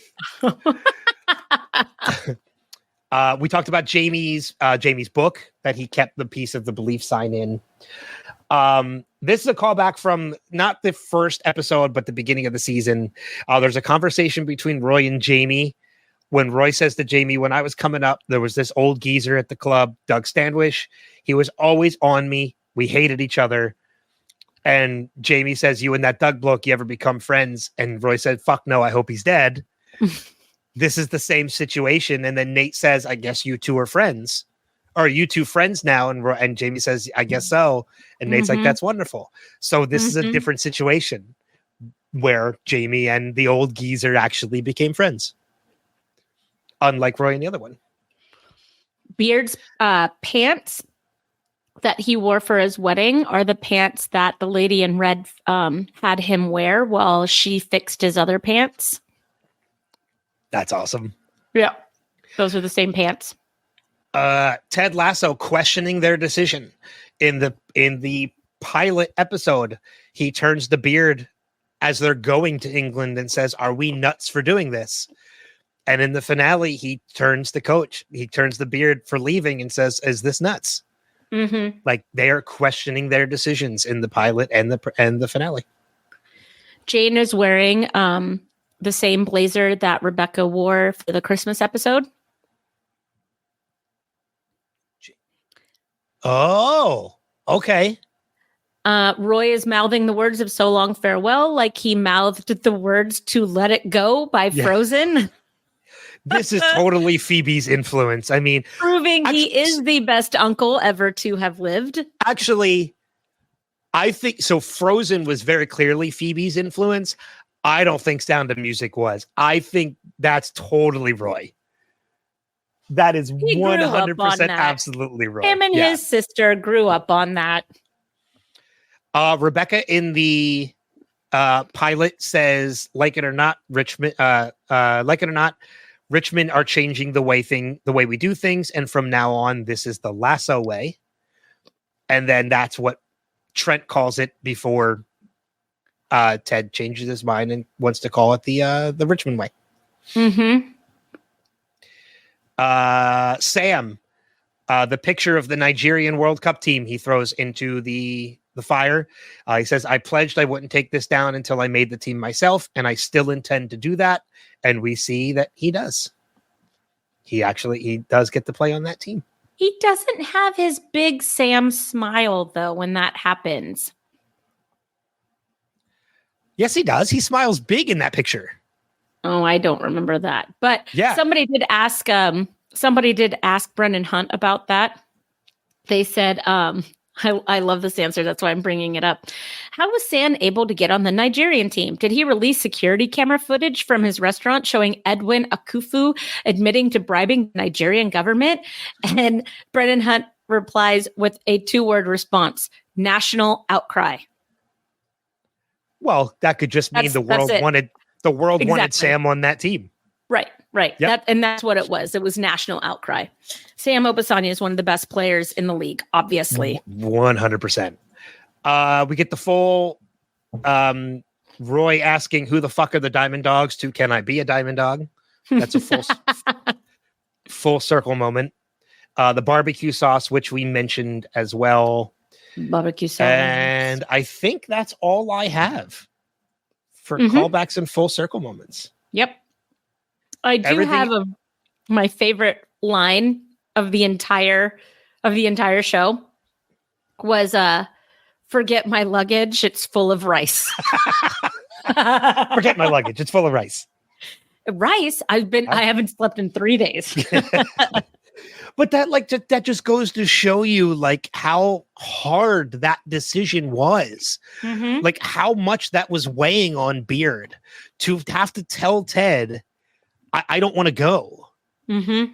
You know, like that was weighing on him so much that he didn't sleep for 3 days. Yeah. Mm-hmm. You know, not the game, not anything else. It was that decision of telling Ted, I'm leaving. Like, I'm not going with you. I don't want to go home. Yeah. Yeah. Well, there was nothing for Beard back there. Well, and he also and it's carefully worded too. Like he doesn't say, I don't want to go home. He says, I don't want to go because he is home. Mm-hmm. Like that was not his home. He's home now. Willis is home. Yes. I love that you keep bringing up the Willis thing. Because his name is Willis. Kind of brings our episode full circle because that's how you started this episode. Yep. Anything else for you as far as discussions, callbacks? Please, God, let's go to let's go to feedback. Let's go to feedback. In which we reached out and we wanted you guys, and you guys didn't disappoint. We got a bunch. So we got a number of voicemails as well as some Facebook feedback too. So let's start things off with the Facebook feedback. Which is pretty generalized. I don't think one of them is pretty generalized, but the other one I think is episode specific. So why don't you kick us off with the Facebook feedback? Yeah. Becky Anderson says, it was a sweet ending to such a great show. They did a great job closing out each character's phrase. I may have cried a little bit. So did Ben, Becky. May have. So did Ben. Come on. Our other piece of feedback comes from Jennifer McGinley. Sorry, I won't be joining you as I'm new to Ted Lasso and have only watched the first 4 episodes. I'm watching it with my youngest son, Luke, who is on his 3rd rewatch, and the next youngest, Francis, is raging because apparently I promised to watch it with him. I question his honesty there, as I have no recollection of this and suspect it's just another teenage way to make mom feel bad. I've listened to the podcast pertaining to my episode, skipping the spoiler section, and it seems I'm going to warm up to Jamie Tart and a few other horrors. We'll see. Also learned Ted Lasso began for commercials and they're available on YouTube. So I was able to gain brownie points from the household resident Ted Lasso expert, Luke. I have nothing to add here, but I'd like to contribute something so I can hear my shout out when I get to the series finale. Jennifer, thank you for sending that in. That's wonderful. And I hope you enjoy watching the rest of the series. It's such a good show. Well, by the time she's hearing this, she has. And when you're done, shoot us a message. We'll be in good place, but shoot us a message anyways. Yeah. Or go back and re-listen and listen to the spoiler parts this time. Oh, yeah. So I love the fact too, like I love that this is acknowledgement too, that us splitting it up and actually doing a spoiler section and putting it in the show notes and everything for people to skip it has worked. Yeah. That's actually helped some people. Yeah, I agree. Yeah, it's funny. The friend of mine that stayed with me these past couple of days has only watched the first 2 seasons. And I'm like, dude, you got to get on it. Like you got to finish the series. Mm-hmm. But that takes us to the voicemails that we have. So the first one that we have is actually from Alex. And this is, I meant to play this at the top of the episode before we got into the discussion because I didn't want to break everything up. But he did leave us feedback from Mom City from last week. So we're going to play that first, and then we're going to go into the feedback for the finale. So this is from Alex, and this is from Mom City from last week. Hey all, Alex Kruger here, leaving feedback for the penultimate episode of Ted Lasso series, Mom City. Apologies for missing last week. I'll try to keep this brief, but hey, no spoiler alerts, so that's good. Ted's disdain for his mother is so apparent from jump, from the second he brings her into his apartment. It's telling that he doesn't tell Beard why he's running late, especially since Beard and Dottie are decently close. Throughout the early parts of the episode, Ted tries so hard to be nice to his mother with his sacrifices and service, but he's still curt and dismissive with her in a way we've never seen him with anyone else. I thought that was fascinating. And I love their final conversation, where they're finally honest. I appreciated Dottie's reaction to the colorful truths Ted was throwing out. I thought it was a wonderfully handled scene, and damn it if I didn't blubber like a baby when she said, "Your son misses you." That one hits close to home. All in all, Ted's mom journey was great. Jamie's journey this episode was delightful yet bizarre. His complete deconstruction of his sense of self was beautifully portrayed, but I can't get over the story with his mother. All right. They really set you up to believe she's dead throughout the first 2 seasons. And then boom, here she is. No problem. But we get the belief that she and Jamie don't talk or see each other often. He has a childhood home there, but not a young adult's room.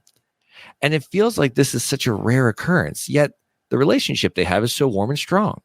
And she seems like she has a great head on her shoulders. So why the hell wasn't she more in Jamie's life during all of his turmoil when I feel like he really could have used her? And I feel like she would have absolutely been there for him.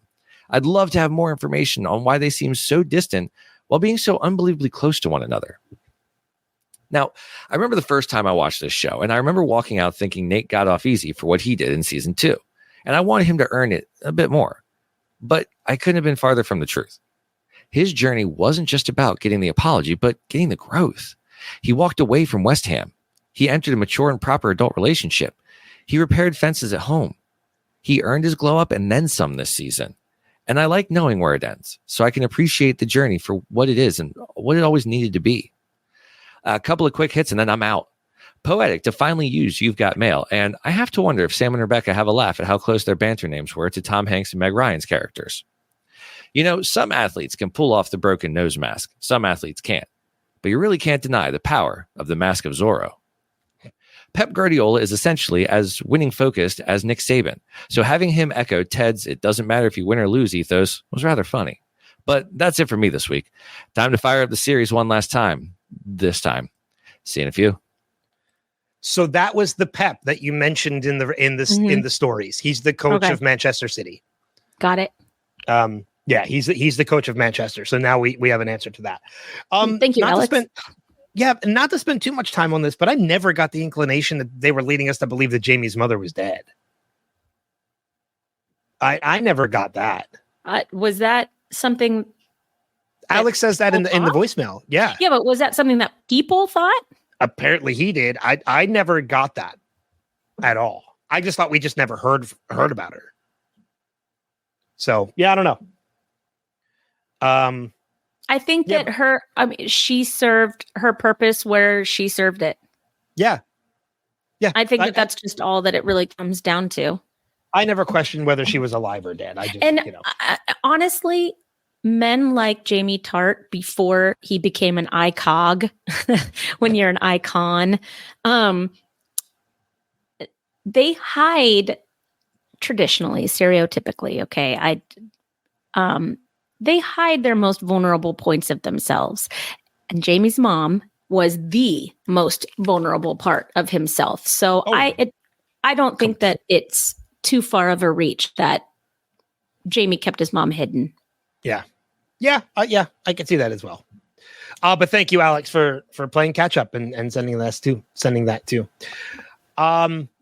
You know what? While we're on it, let's just go ahead and play Alex's feedback for the finale as well. We'll just bookend them back to back. But this is Alex's feedback for this episode for the finale. Hey all, Alex Kruger here, leaving feedback for the series finale of Ted Lasso.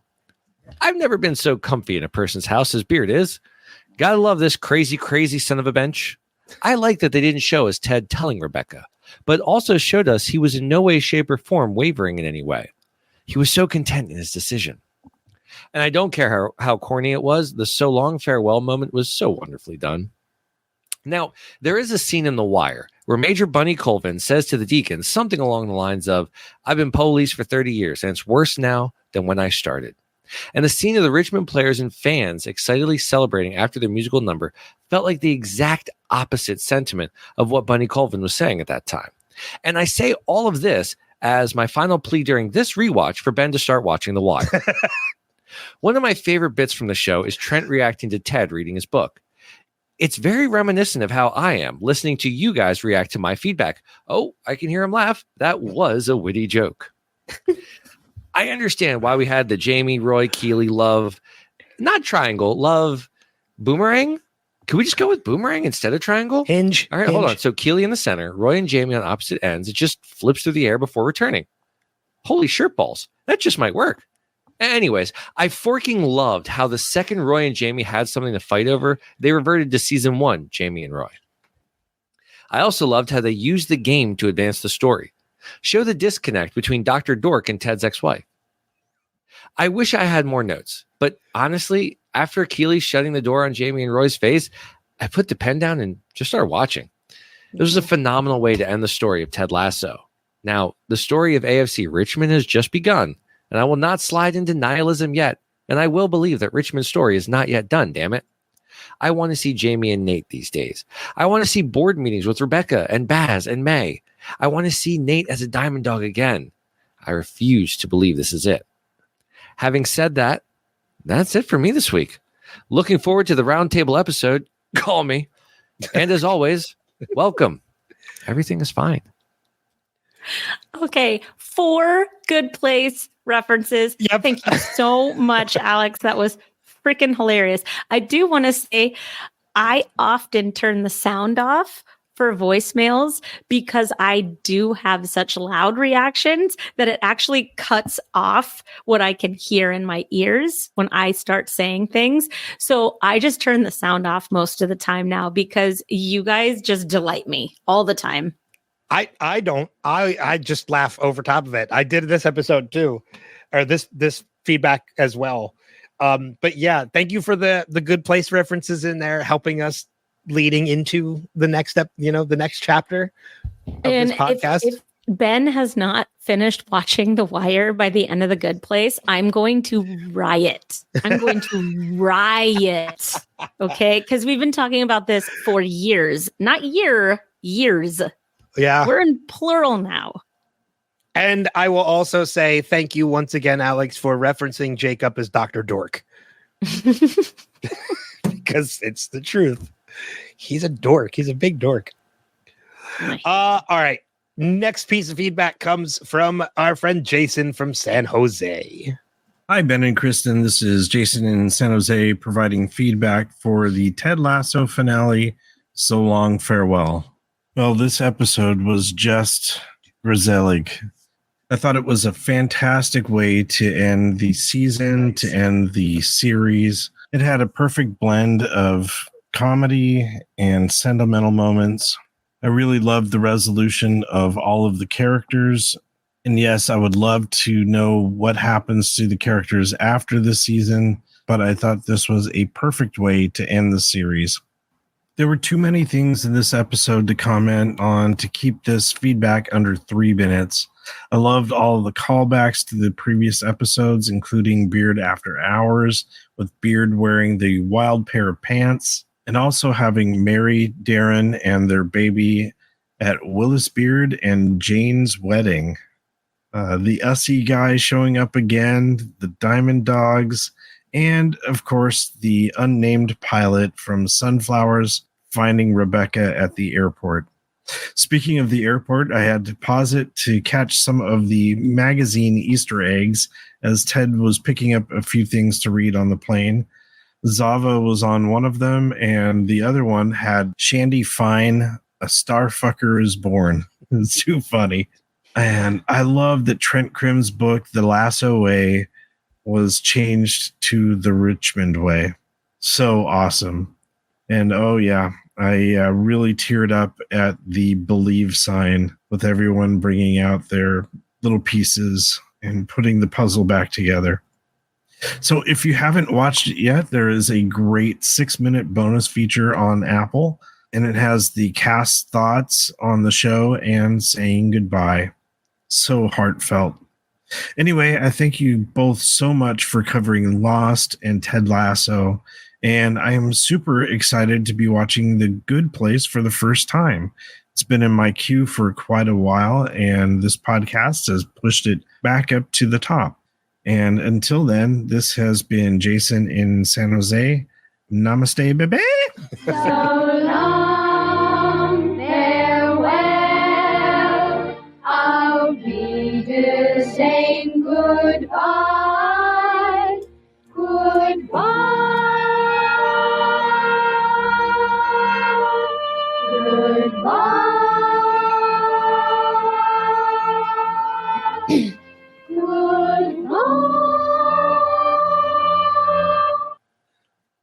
Okay.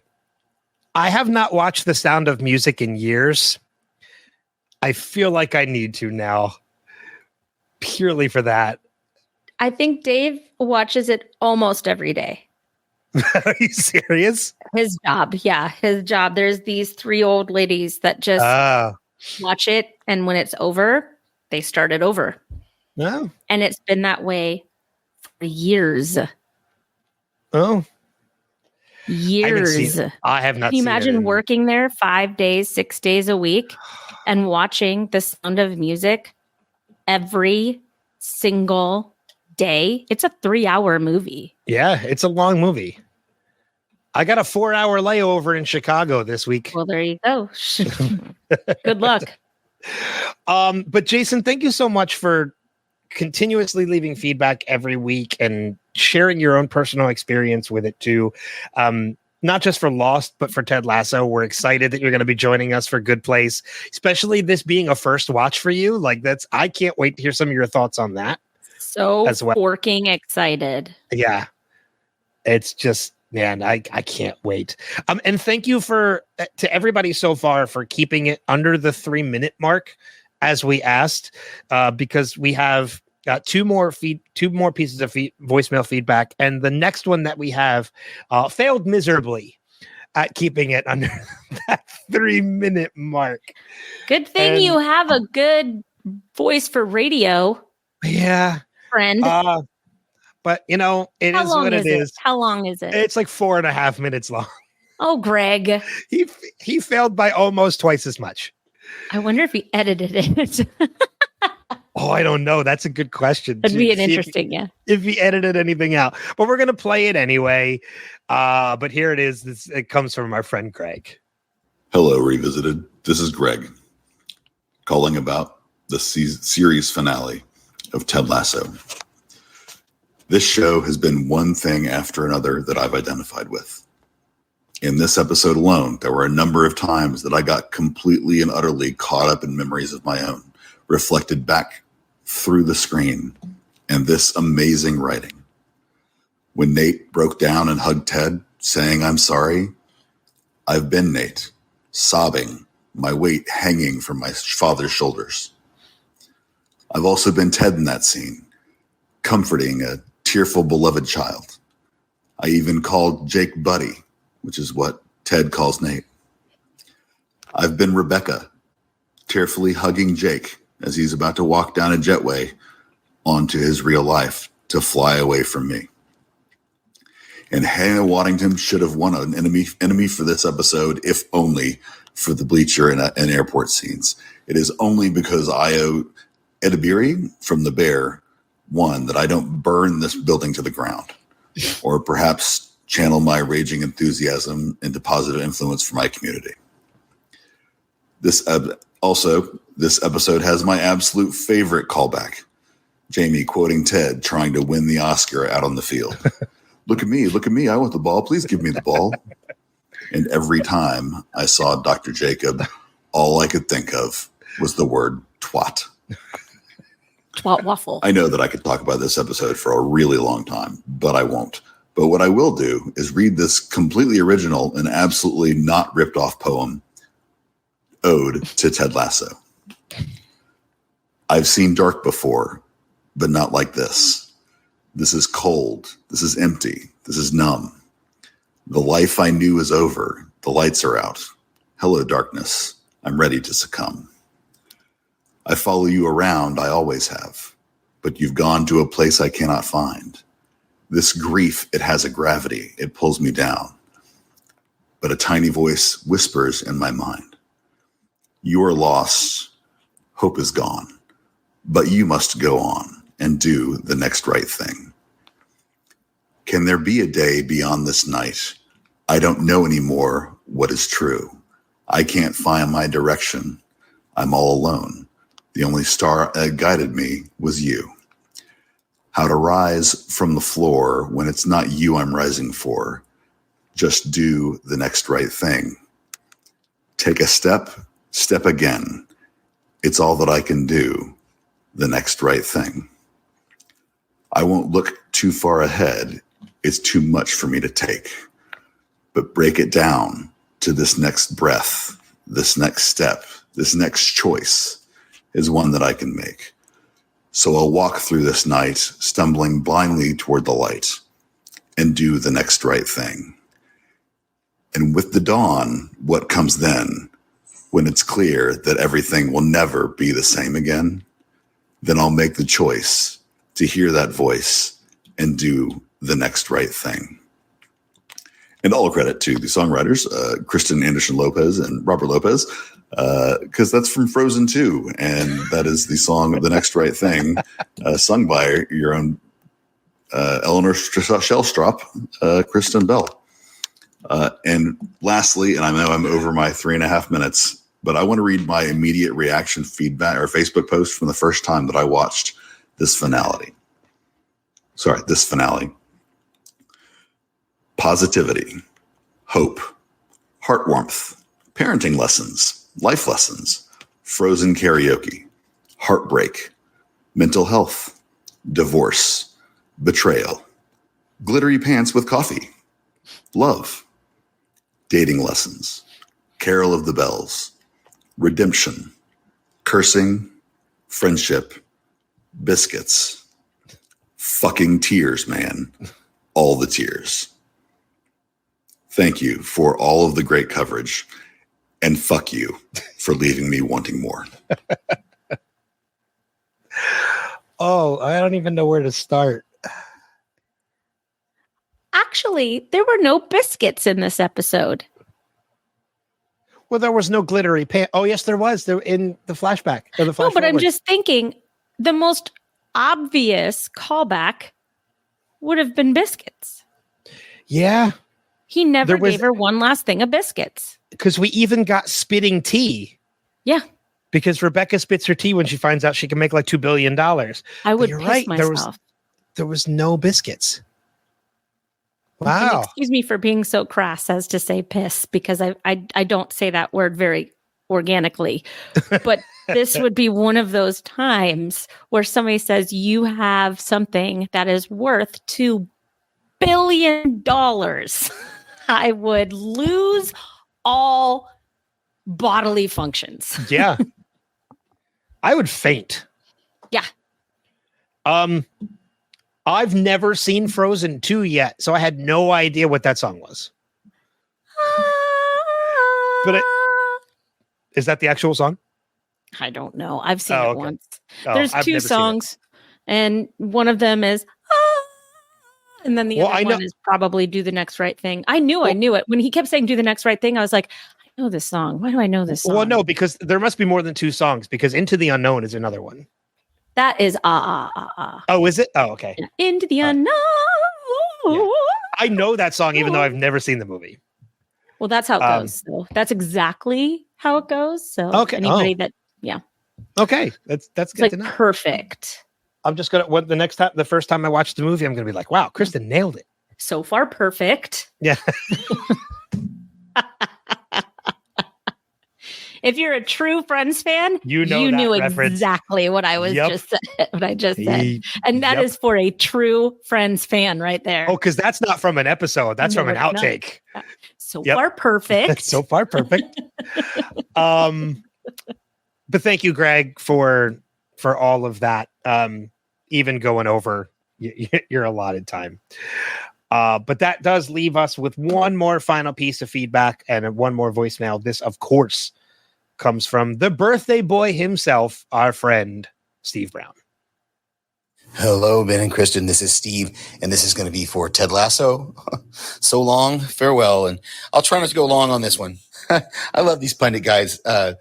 No room in my head for anything but victories. When Ted is in Rebecca's house, and so is Beard, is he wearing? Oh, this one's an hour and 14 minutes, so I'll try not to go too long. When Nate's the assistant hitman, Roy's thinking about stuff, but not things.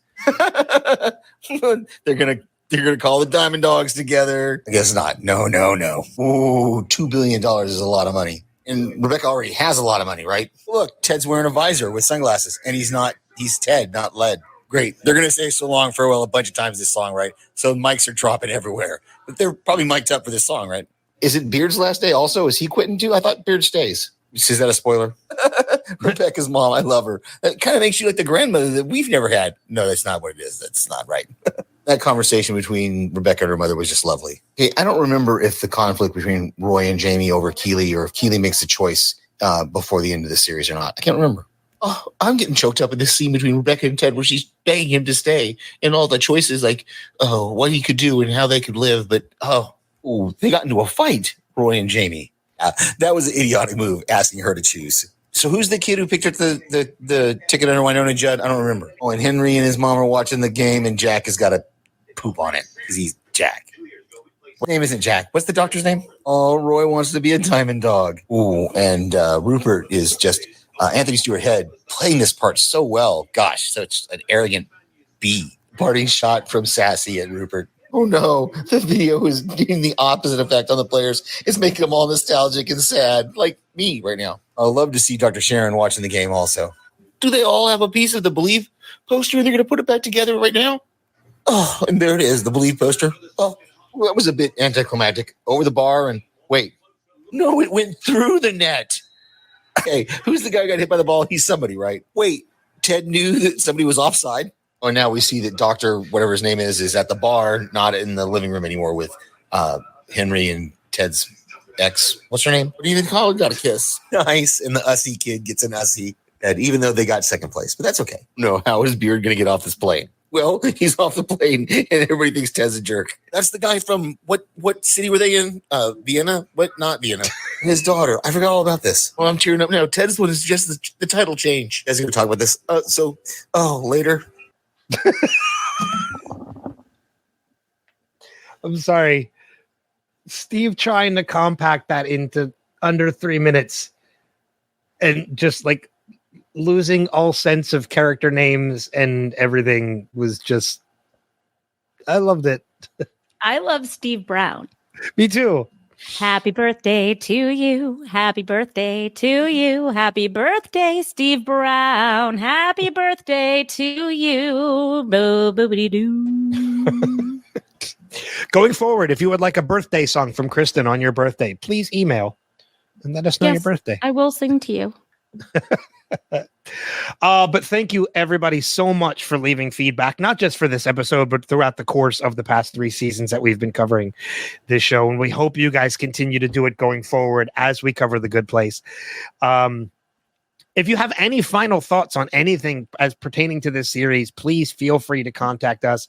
Easiest way, go to our website, revisitedpod.com, where you can find links on where to do everything from listening and subscribing to leaving feedback, or email us directly, feedback@revisitedpod.com.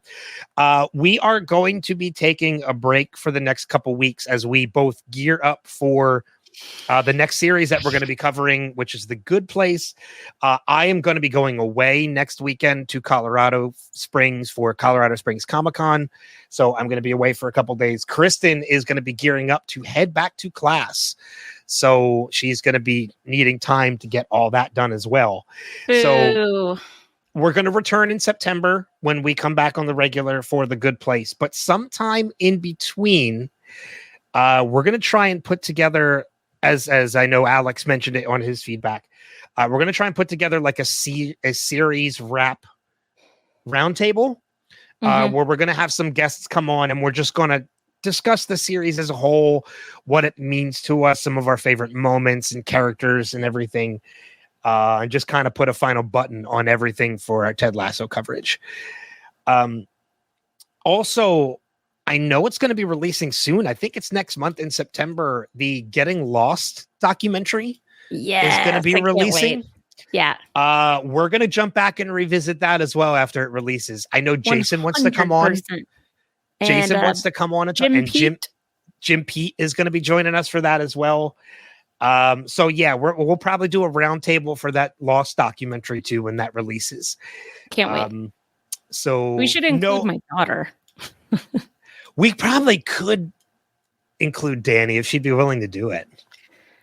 So who knows? But we'll figure it out. It's just the amount of work and effort and mental energy that she put into watching that show was impressive. Yeah. Yeah. Some of her thoughts on that show are impressive too. Yeah. She's a smart cookie, that girl. So, but yeah, that documentary I think drops at the end of September. So sometime before the end of the year, hopefully we'll do something. We'll jump back to Lost again for one more time and talk about that. So yeah, so stick it out over the next couple weeks. We'll be back in September for Good Place, but sometime in between, you'll see a roundtable episode drop of that. Any final, recommendations for this week? Anything on your end you want people to check out? Oh, you know what? I just saw the movie Children of Men for the first time yesterday, and it was freaking fantastic. Clive Owen, right? Cow, yes. Yeah. Wow, was that good? Have you seen it?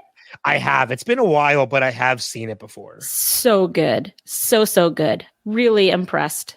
I recommend seeing Children of Men. Yeah. My recommendation is actually, I'm revisiting another show that I know you're going to give me crap because I haven't started The Wire yet. Or The West Wing or anything else, but I had to the moment I saw it. There's a show that I loved when it was on, and it hasn't been streaming since. It's been streaming nowhere since, and it finally started streaming. And that is the Drew Carey Show. Which I've been rewatching episodes of that again casually, not like binging. But man, I forgot how damn funny that show was.